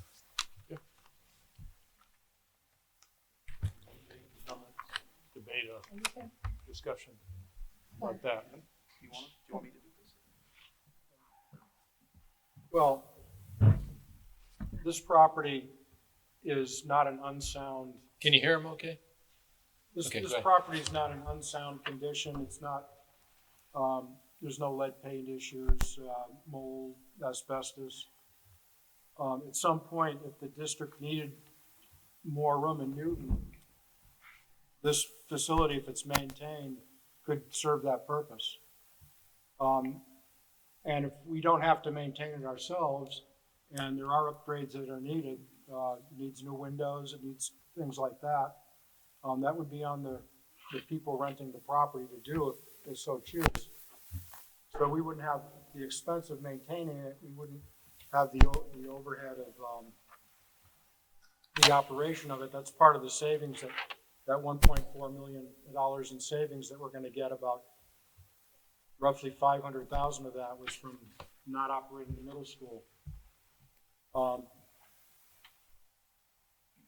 And without the problems that the seminary property has and the special circumstance and type of developer it would take to take care on that seminary, this is a whole different situation. It's to our advantage to hold on to it. Good. Okay, go ahead. Jan Bennett, Newton.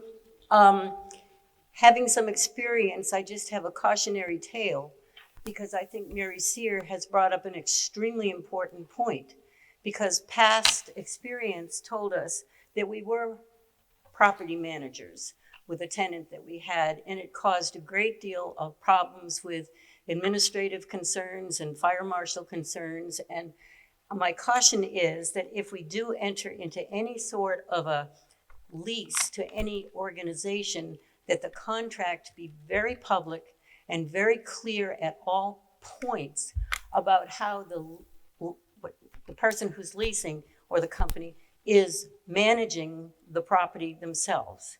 Are they in compliance? Because that does become a problem. And how is the lease agreement set up so that the payments are on time? That was a problem. And to enter into it without having a really, really tight contract that everybody knows what it is and measures to make sure that it's adhered to is very important. I'm also concerned about the secondary exit from the middle school, which has always been a problem. There's only one little road that goes in with no secondary. And I think if we have somebody leasing it, that might be a concern. There's no way out once you're in, except to come back out the way you went in. So if you have big fire engines and things blocking the way, I guess everybody drives across the field. But there has always been a concern about a secondary exit from that back property. Thank you. Mr. Lucio? Yeah, I wanted to comment on that property at the Memorial Middle. One of the things that we as a board discussed was the fact that the middle school is in the back end, so you have to go by the elementary to get to the middle.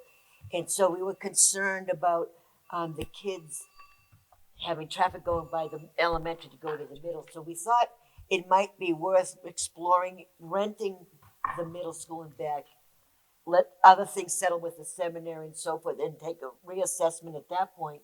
Maybe we might want to make the middle school more our elementary school there. I don't, nothing on the drawing board. This was a what if conversation, trying to look at other options and trying to make sure that the kids at Memorial were not put at risk by whom we rented the middle school building. It's why it is an educational institution, and we may want to stay with that, but it's a factor. And that egress, as Mrs. Bennett had said, that is a problem because you have to go right by to the other. Thank you. Okay, further debate or discussion? Yes, this lady right here. That's all right, take your time. Hi, Ursula Janus at Kingston. I know you can't disclose any of the negotiations, but what kind of long-term lease are we looking into? Is it like a 5-year or 20-year? I'm just concerned that we get locked into something and then we can't get out. Thank you. I really can't say, but it would be best practice to look at 3 years with 3-year options that would be agreed upon by both parties. 3 to 5 years is a typical. If you're going to move into a building like that, you need at least 3 years. So I'd say 3 to 5 years would be a good rule of thumb. And then typically organizations would like the option to renew for increments, 3-year increments, 5-year increments, but it would be at both groups' consent, so to speak. Peter, did I use okay terms? Okay, thank you. Thank you. I just want to make sure, because there are a lot of legal jargon that goes into this, and we have someone working on a potential lease. It's not like Matt or I would negotiate that lease. It would happen with legal counsel involved. Further question? Yes, okay, oh, yeah, sorry. In the article, it states there are 2 parcels of land that are going up for the possibility of this lease. Could you give me a visualization of what those 2 parcels of land are? I kind of believe that it's the school, the parking lot, and a baseball field. Is that correct? Great question. It's really important to recognize that this is just authorizing us to potentially lease the area around the middle school and the middle school. One positive of renting the middle school to an educational organization is that the hours would be during the school day, so the gym and fields would still be available for our kids. And that's really important. Thanks for mentioning that, because we would like to still use the gym and fields, and our enrollments are decreasing, but they're not decreased quite to the point where it would be a lot more comfortable if we had those. Thank you. Further question, debate on the middle school lease issue? If there's not, we'll go forward. It'll appear on the ballot that we'll be voting on as printed. Article number 8, before, after school and summer activities revolving fund. Shall the Sanborn Regional School District establish a before, after school and summer activities revolving fund in accordance with RSA 194:3C to be funded by receipts from before and after school and summer activities for the purpose of supporting those programs with amounts to be withdrawn from the revolving fund and dispersed monthly as needed, recommended by the school board, 7-0, impact 0, Kingston 0, and Newton. Do we have a motion on article number 8? So moved. Is there a second? Second. Okay, discussion. Yes, go ahead, Pamela. Warrant 8 addresses the fact that our district currently offers a number of before and after school programs and summer activities. These activities are voluntary and entirely self-funded with user fees paid by enrollees. Examples of these include exploring robotics, creative writing, art, drama, dance, just to advertise a few of them. So we currently have these activities going on with user fees, but passage of Warrant 8 would allow the district to set up a separate account for managing the revenues and expenses associated with these programs. The revolving fund will assist us in managing the accounts and maintaining program viability. The programs will continue to be self-funded through voluntary fees, and passage of 8 does not impact or increase property taxes. Further discussion on this particular article? There is not. Yes, sir.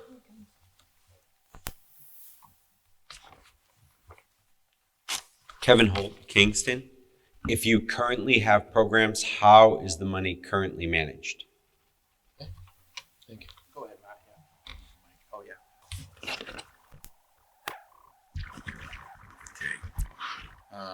Currently, the funds are being maintained in the district's general fund.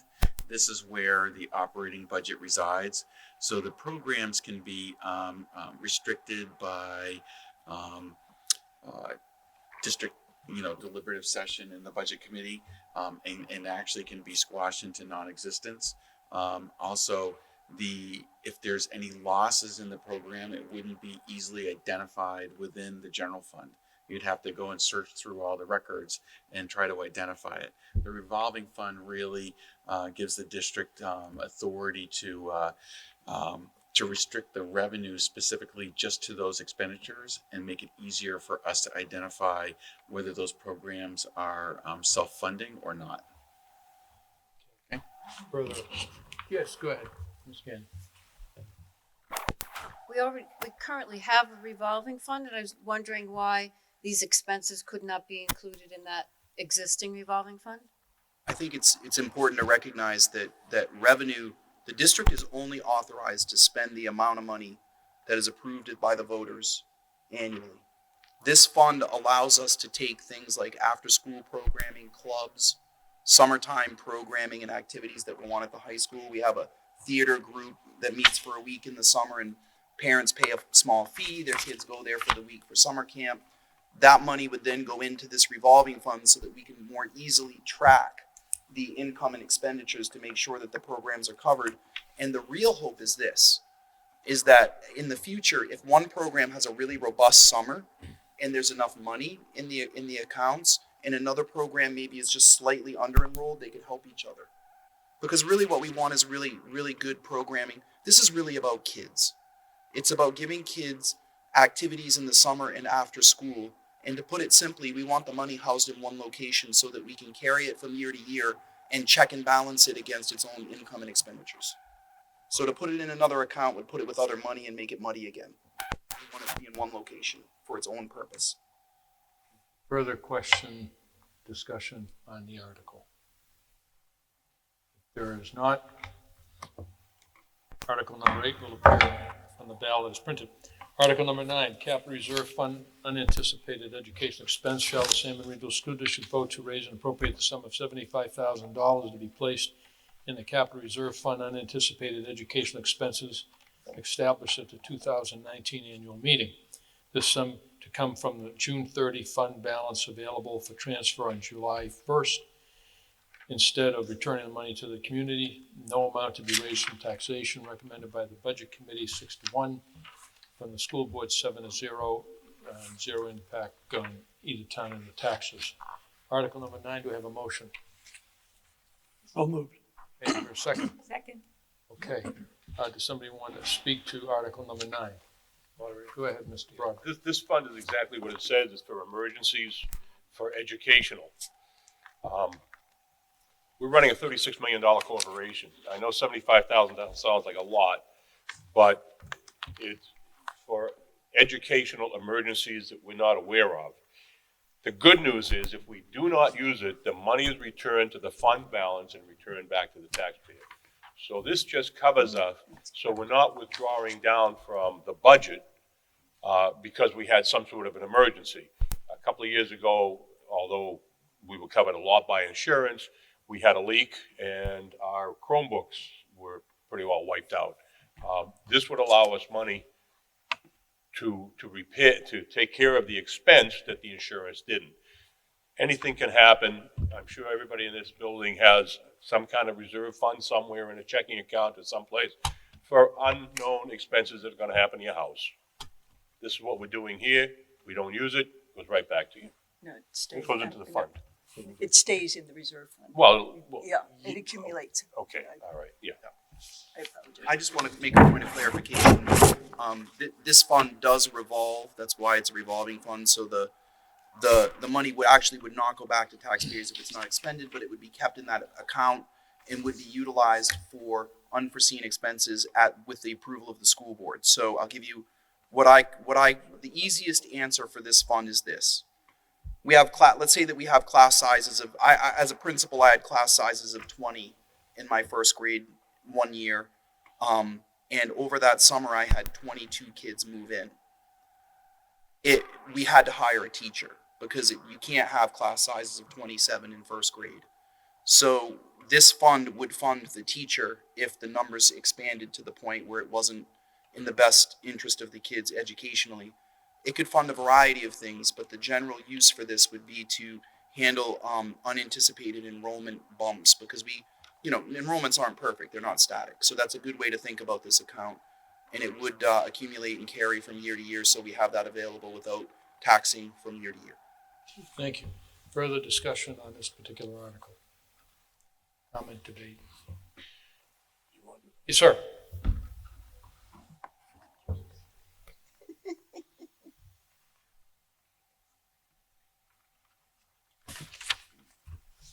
Roger Hamill.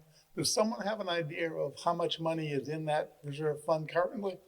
Yes, we have been working on building our reserves. An organization of our size should have about $1.3 million in reserves.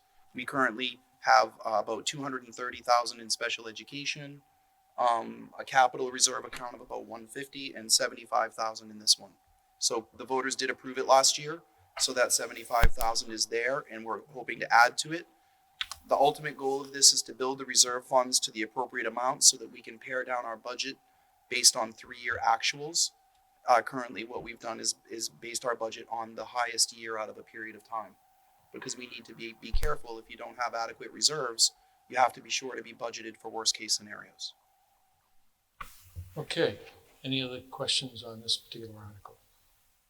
If not, it'll appear on the ballot as printed. Article number 10. Capital Reserve Fund, Capital Improvement and Maintenance. Shall the Sanborn Regional School District vote to raise and appropriate the sum of $25,000 to be added to the Capital Improvement and Maintenance Capital Reserve Fund previously established? This sum to come from June 30 fund balance available for transfer on July 1 instead of returning the money to the community. No amount to be raised from taxation. Budget Committee 7 in favor, 0 opposed, and the same on the school board 7-0. 0 impact on taxes. Do I have a motion on Article 10? So moved. Is there a second?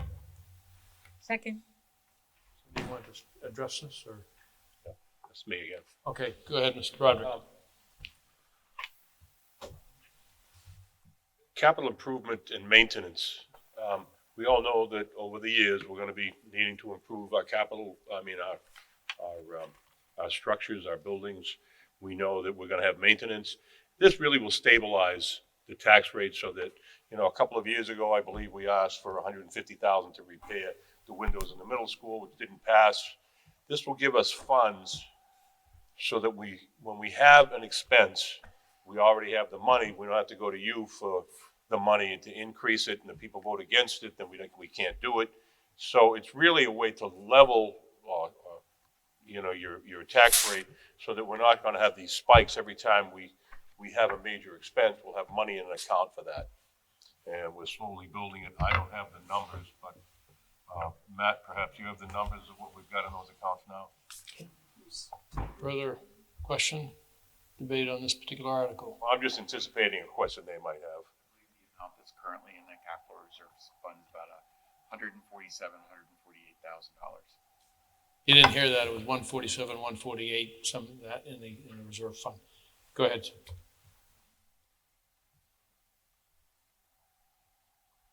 Are those reserve fund balances in the report? Okay, thank you. If they're not, should they be? Yeah, they would be. Down there. Well, we'll see if somebody can find them. Because I look and couldn't find them. Other debated discussion on this particular article. Mr. Furlong.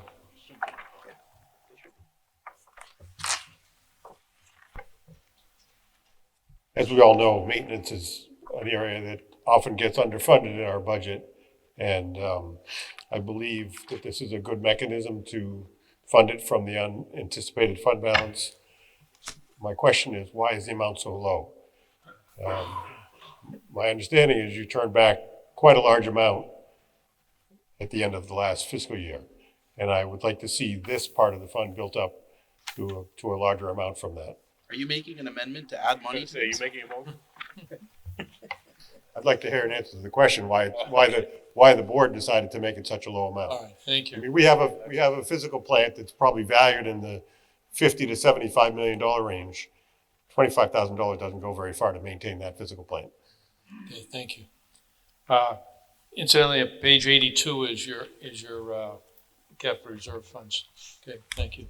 We'll see if we can get an answer to that. I'd like to address that. Go ahead, Mr. Baker. I think it comes down to how much can we ask the taxpayers to bear? And the chairman of the budget committee in her presentation about the budget talked about the history of failed teachers' contracts and failed budget contracts. And we're very aware that our cost per student is substantially higher than surrounding towns. So we're looking at ways to try to manage costs better.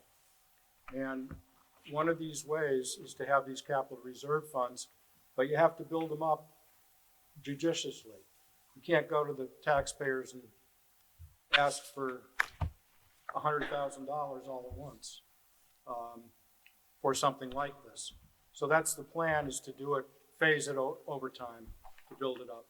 And at the same time, we'll be able to reduce some budget areas that have, been sort of cash rich. So we have a leaner budget, but then we have money available for emergencies. And if those emergencies happen, it's not going to spike the tax rate, as Pete Broderick mentioned. Okay, yes, welcome. Kelly Cullivan from Newton. I guess what I don't understand is why we would turn around and give $426,000 back to the taxpayers when we're supposed to have, we should have, as a general rule of thumb, Mr. Ambrose, how many million was that we should have in our reserve fund? 3 to 3.5% is typical for an organization of our size, so that would be about $1 million to 1.2 million. Okay. We have 156,000? No, we have more than that. We have a bunch of different accounts, but we are certainly far below that amount. Okay. So why would we return $426 or $8,000 to the taxpayers when we could put that in that fund and be at least halfway there? This is the whole reason why our middle school was never maintained, because we didn't have the money in our reserve fund to pay for the windows and to pay for the upkeep on a general fund. So why are we going to return $420 some odd thousand, which is pennies in the pocket, when we could have that in our reserve fund? Okay, I think we understand the question. Okay, thank you. Just wanted to make sure. Thank you. Thanks. Anybody? I can't let that go. We have a fiduciary responsibility to return as much money as possible to the taxpayers, and we cannot make up in one fell swoop for what has happened in the past. We have a different board today and a different administrative team that's looking forward to be more responsible with our money, and that's really what it is. We can't keep. You can't just cut and not save. You have to save. No matter what, you have to save. But you also have to return some of the money back to the voters. It's the right thing. It's the right thing to do. Thank you. Mr. Mason. There's millions of dollars that's been returned over the last couple of years. I'd like to go ahead and make a friendly amendment to the number to be boosted up to $100,000. Second, anyone? Thank you. Sear. Mary Sear from Kingston. I don't know how many of the voters here this evening are new to the SB2 governance or voting format, but there's the budget and warrant articles for the school district, and each town also has its own set of expenses and costs and needs and wants. So we're having our deliberative session here tonight. Newton had theirs last week, and the town of Kingston's is on Saturday morning. And when you sit there and think about the whole ball of wax and what the taxpayers are asked to fund, you've got to consider both sides of the puzzle. I actually went to the Newton public hearing on the 20th just to know what was going on in that community, what they had on their plates. But in Kingston, and I'm going to speak just in high level terms, when you talk about the demands of the taxpayer, we're looking at a $5.8 million fire station this year. We're looking at over $500,000 of raise and appropriate warrant articles this year. We've got a 6% increase in our municipal budget. So all of these things add up. And when we're sitting up here in the board, we're looking at the needs and wants of our community, but we're also looking at the ability of our taxpayers to fund these. So to increase this from the $25,000, which I thought was a very reasonable request, and triple it, quadruple it to 100,000. I just think that it's asking for failure. There's a lot of asks going on, especially from the Kingston court, and I'm going to tell you right now that Kingston has had a history as a community of passing a lot of these things and just pushing them through. But I think Kingston is in for a rude awakening when they look at all that's being asked of them. You know, the school is doing a great part in trying to be conservative, and the town is as well, but there are needs and there are wants, and people are going to have to make decisions. And I'd hate to see this fail because we got a little overzealous. Okay, thank you. Go ahead. Annie Collier-Newton. Piggybacking on what Mary was saying, Newton also has new fire trucks. They've got a warrant where we were putting forward a warrant to renovate a playground. It was going to be $100,000. It was advised to reduce it to $25,000 because it would have a better chance of passing.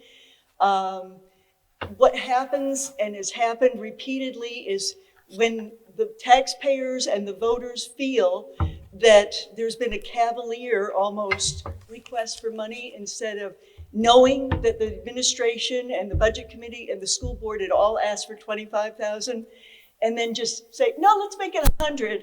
That lack of respect for people's dollars tends to result in not only a no vote, but it gets people upset. And we've had history of not passing teachers' contracts. Please don't amend this. Okay, further question? Yes, sir.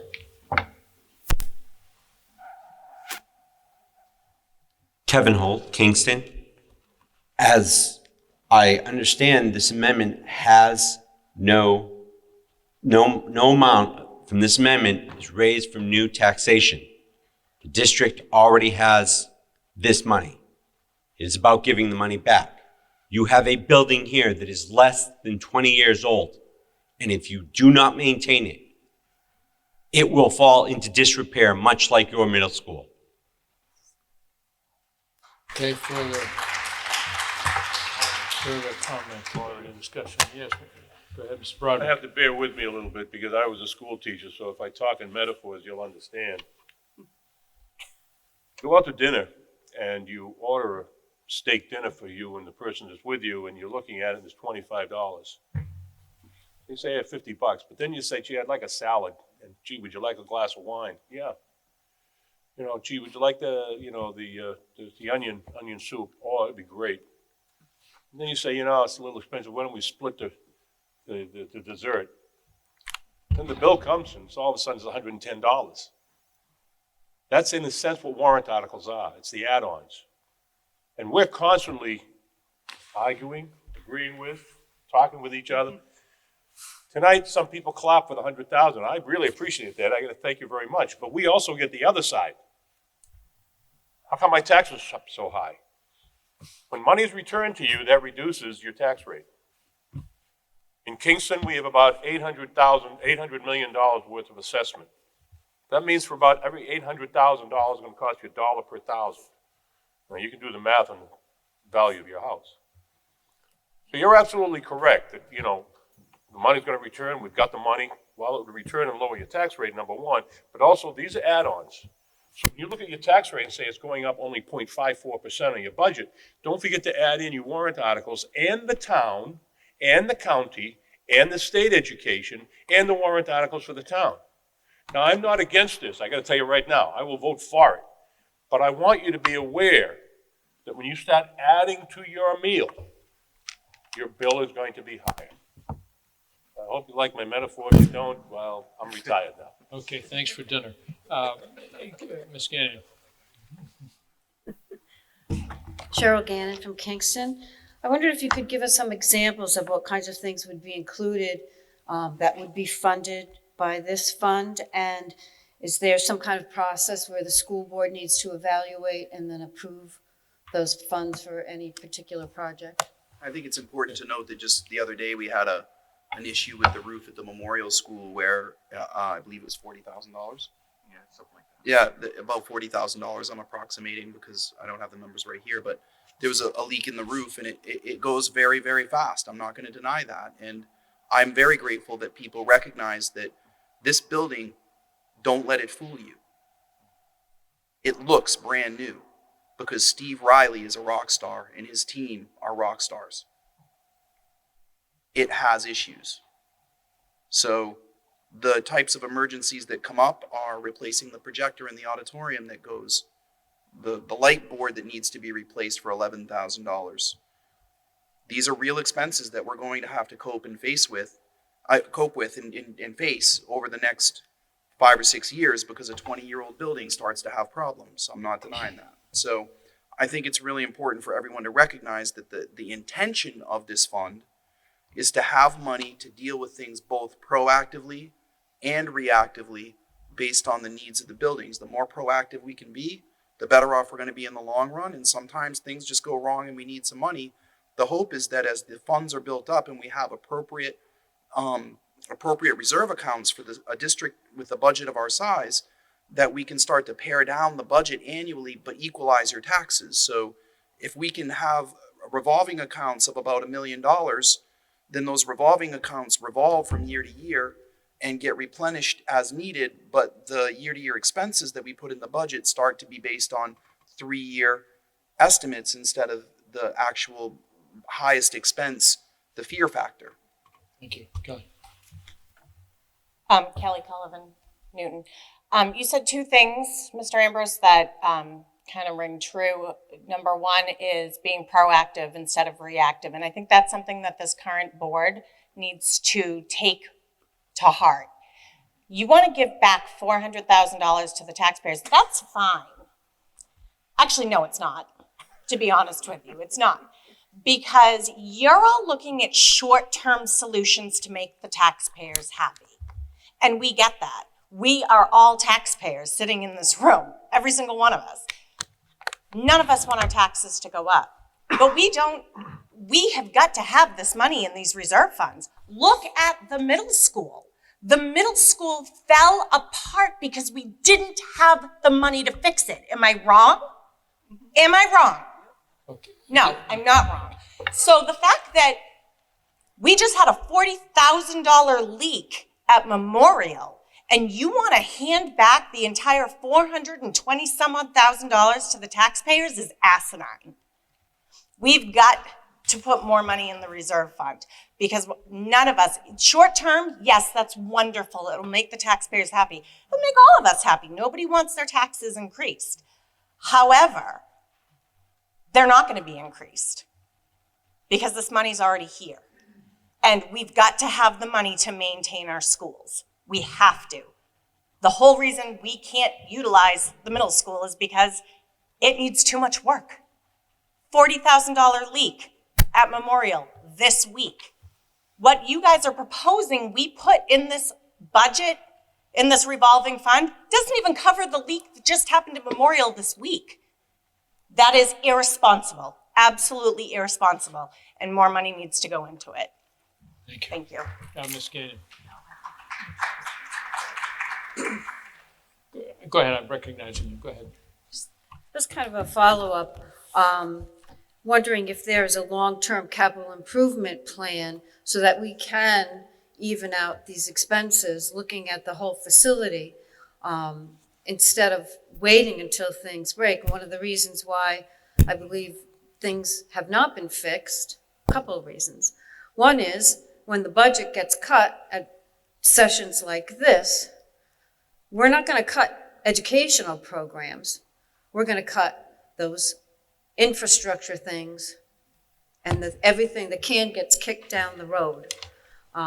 So that really needs to be looked at as not a very good way to deal with things that need to be maintained, because as you kick the can down the road, it's going to cost you more because it's going to get worse and the prices to fix it are going to go up.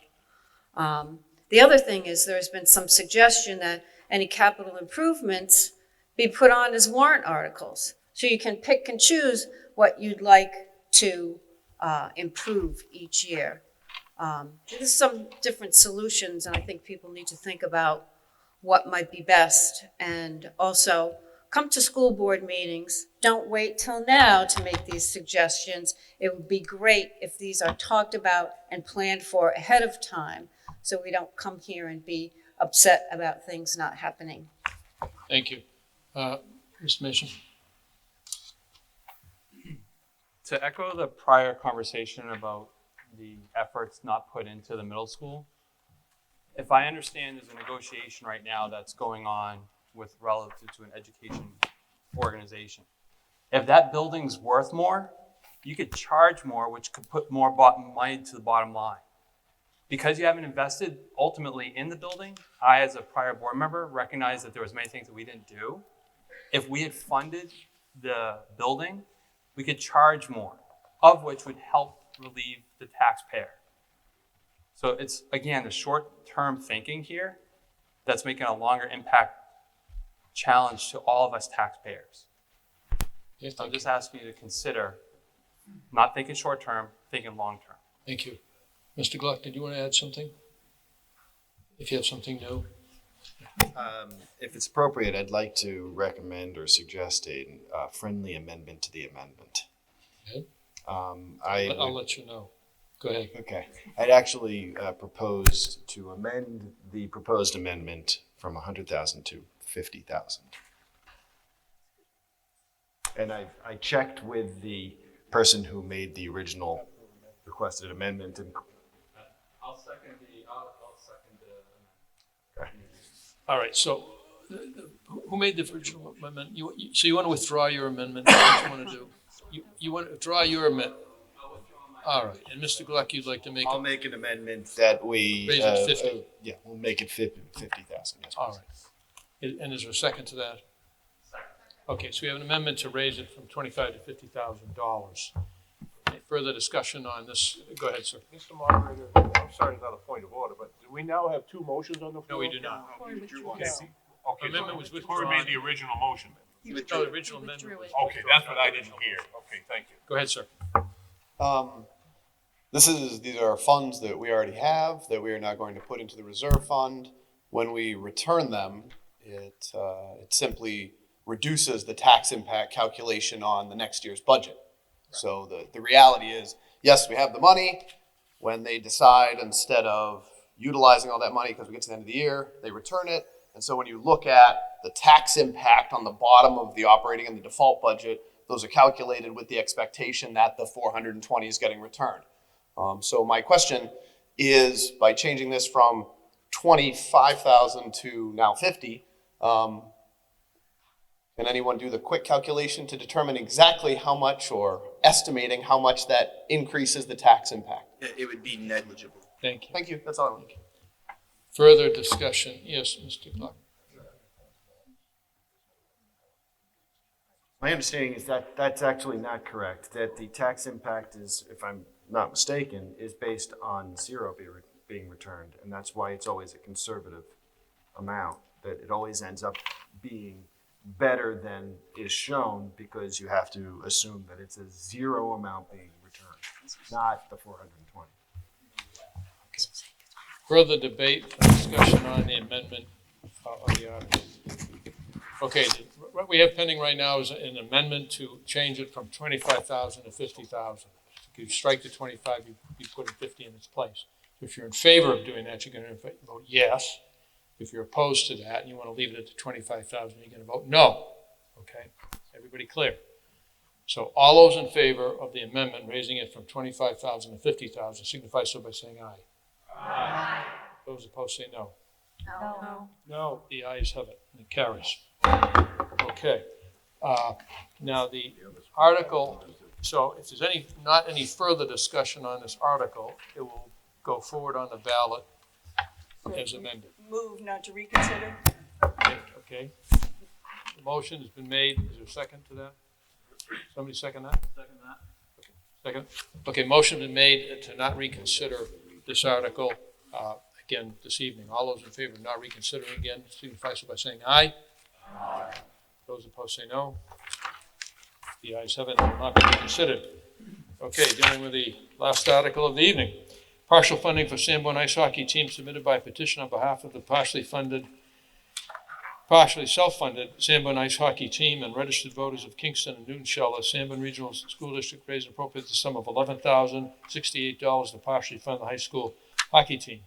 These funds shall be used to cover all non-ice time expenses to include away game transportation, coaching, stipends, game official fees, uniforms, and athletic dues/fees. If this article is approved by the voters, all non-ice time expenses will be included in subsequent operating budgets when an ice hockey team is in existence. If Article 3, operating budget, is approved by the voters, this article shall be deemed null and void. The Sanborn ice hockey team is playing its 8th season, where the last 5 years as a varsity program. The cost associated with each of the 8 seasons has been covered by the fundraising efforts of the Sanborn Ice Hockey Boosters Club. This article provides partial funding for varsity ice hockey with an additional $14,500 funding to come from the Sanborn Ice Hockey Boosters Club to cover ice time expenses. Recommended by the Budget Committee 6-1 and the School Board 7-0. Zero impact on either town on the taxes. Do I have a motion on Article 11? So moved. Second? Second. Somebody would like to speak to Article 11? Yes, sir.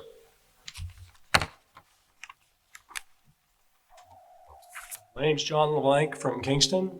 So this is an article that was also on the warrant, or a very similar article to the warrant article that was last year on the ballot, which was approved by the voters by a vote of 1,393 to 900, according to the report that we have here.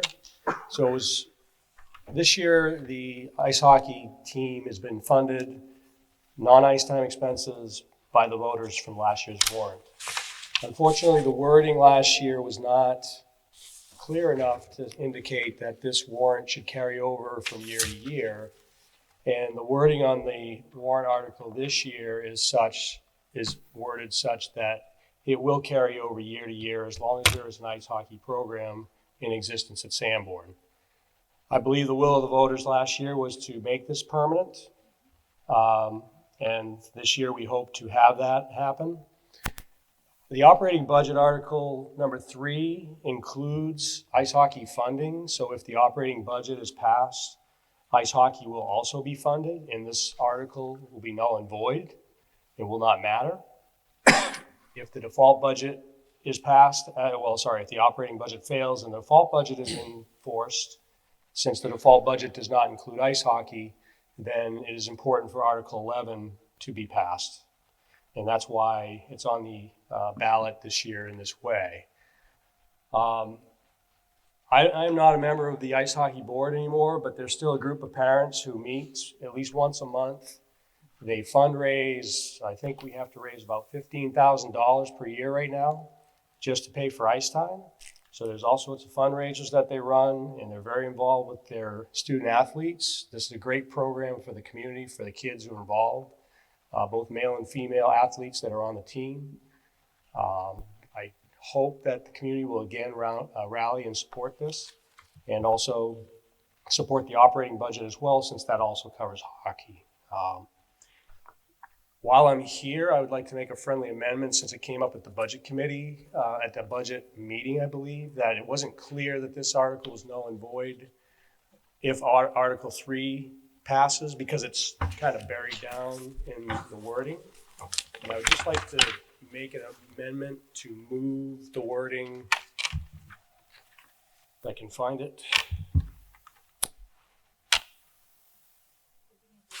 If Article 3 operating budget is approved by the voters, this article shall be deemed null and void. Can we move that to the first sentence of the article so that it's clear right up front that if the Article 3. Yeah, that certainly can be done legally. I don't know if I need a second. No. Second. Let me ask you, do we need to vote on that, or is the board okay just doing that? I guess we probably. We probably should. We'll vote on it just to be on the safe side. So you want to move the null and void part to the just to the very beginning, just to say this article is null and void if Article 3 passes, and then lead in with the rest of it. Okay. It was suggested, I believe, sure. Yep. At the budget meeting. Further discussion on the article or on the amendment? Just for clarification, Mr. Moderator, it's because it's a petition warrant article, but the petitioner is asking for that to be added on. It just clarifies it. I don't think it changes any intent. Right. So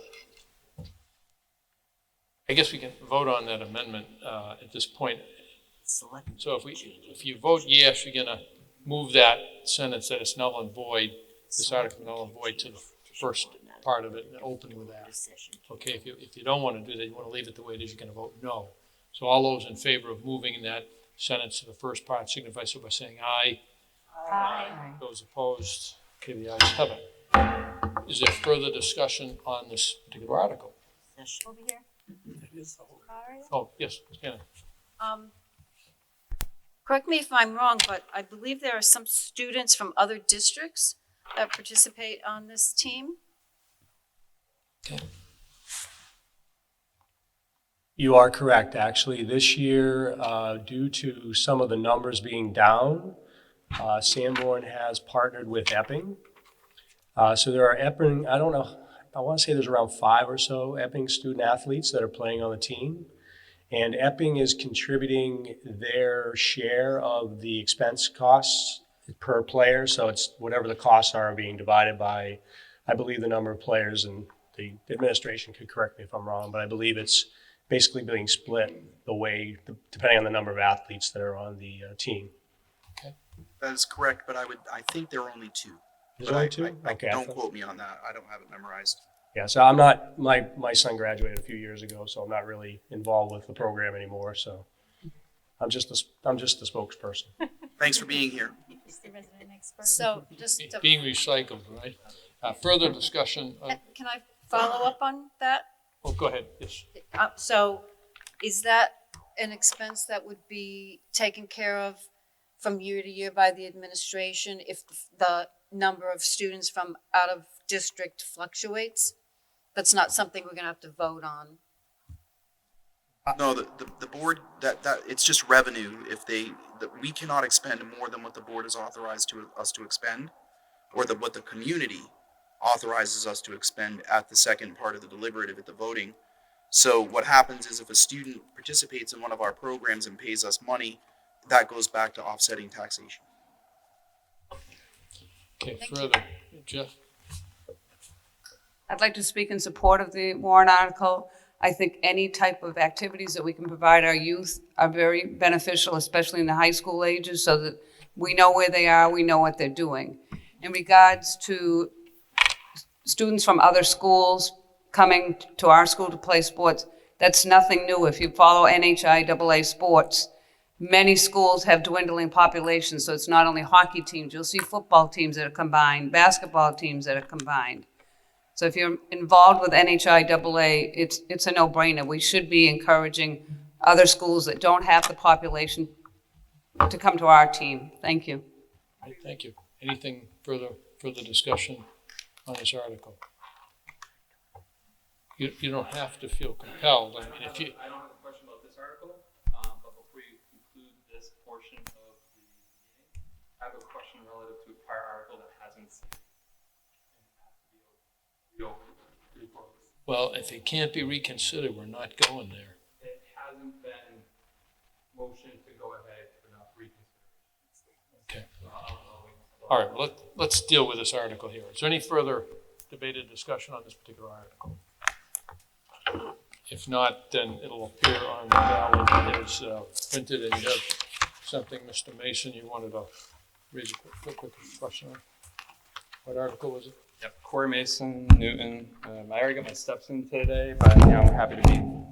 Article 7, I want to go back to a prior community members' comments. Article 7, the lease of the Sanborn Regional Middle School. I'd like to see if there's a possibility to get a friendly amendment to, after the words conditions of the lease, strike the word and add the language are to be made public upon request. First we'd have to vote to reconsider that. Okay, you can't just start making an amendment because it's already been acted on, and it's right now it's scheduled to be on the ballot as printed. Okay. So, so then the proper language would be for me to go ahead and say I'd like to make a motion to reconsider the language that is as stated on Article 7. Yes, and if you have a second to that, okay. And if you want to tell us why, we'll let you. Yeah. Ultimately, school districts, budget committee, and also school board, we hear oftentimes terms called transparency and accountability. And based upon the fact that we're really concerned about the amount of money that's going back and forth and made available, I'd like to go ahead and add to the lease of the Sanborn Regional Middle School. I'd like to go ahead and at some point in time, if need be, have the school district be capable of having a public information request reply back to. So I'd like to go ahead of the terms and conditions that are negotiated. So my point being here is I'd like to add to the terms and to the statement where it says terms and conditions of the lease are to be made available to the public if upon request. What? Oh, I would like to go ahead and have that contract be available to the community member. You don't need to do that. It will be. Okay. That would be really bad if we didn't do that. Is that okay?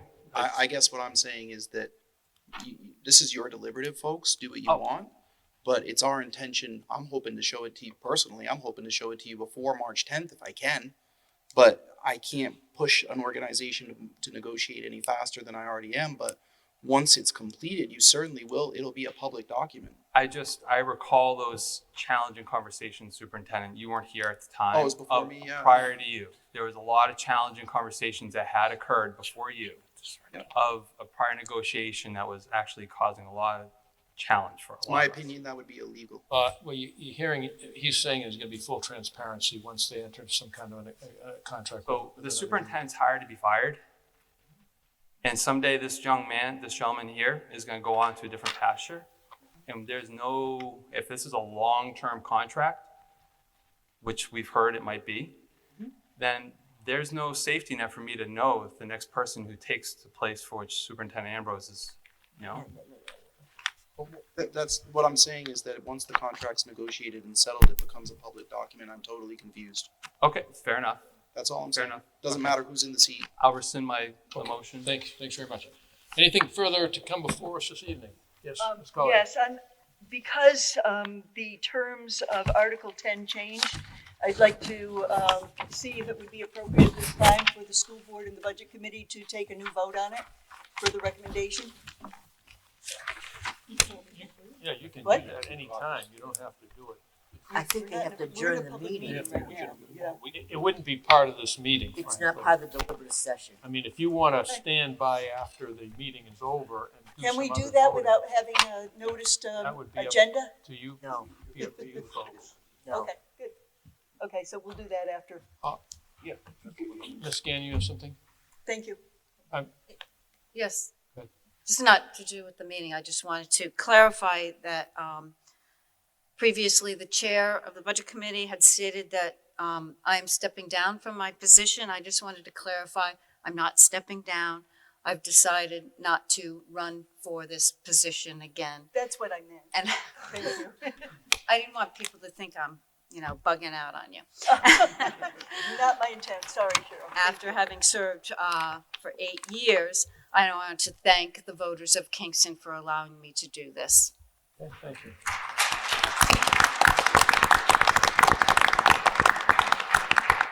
Okay, and with that, I guess we'll entertain a motion to adjourn. So moved. Okay, second? Okay, all those in favor, so saying aye? Aye. Thank you, and thank you for all the kindness you extended to me. Take care, thank you.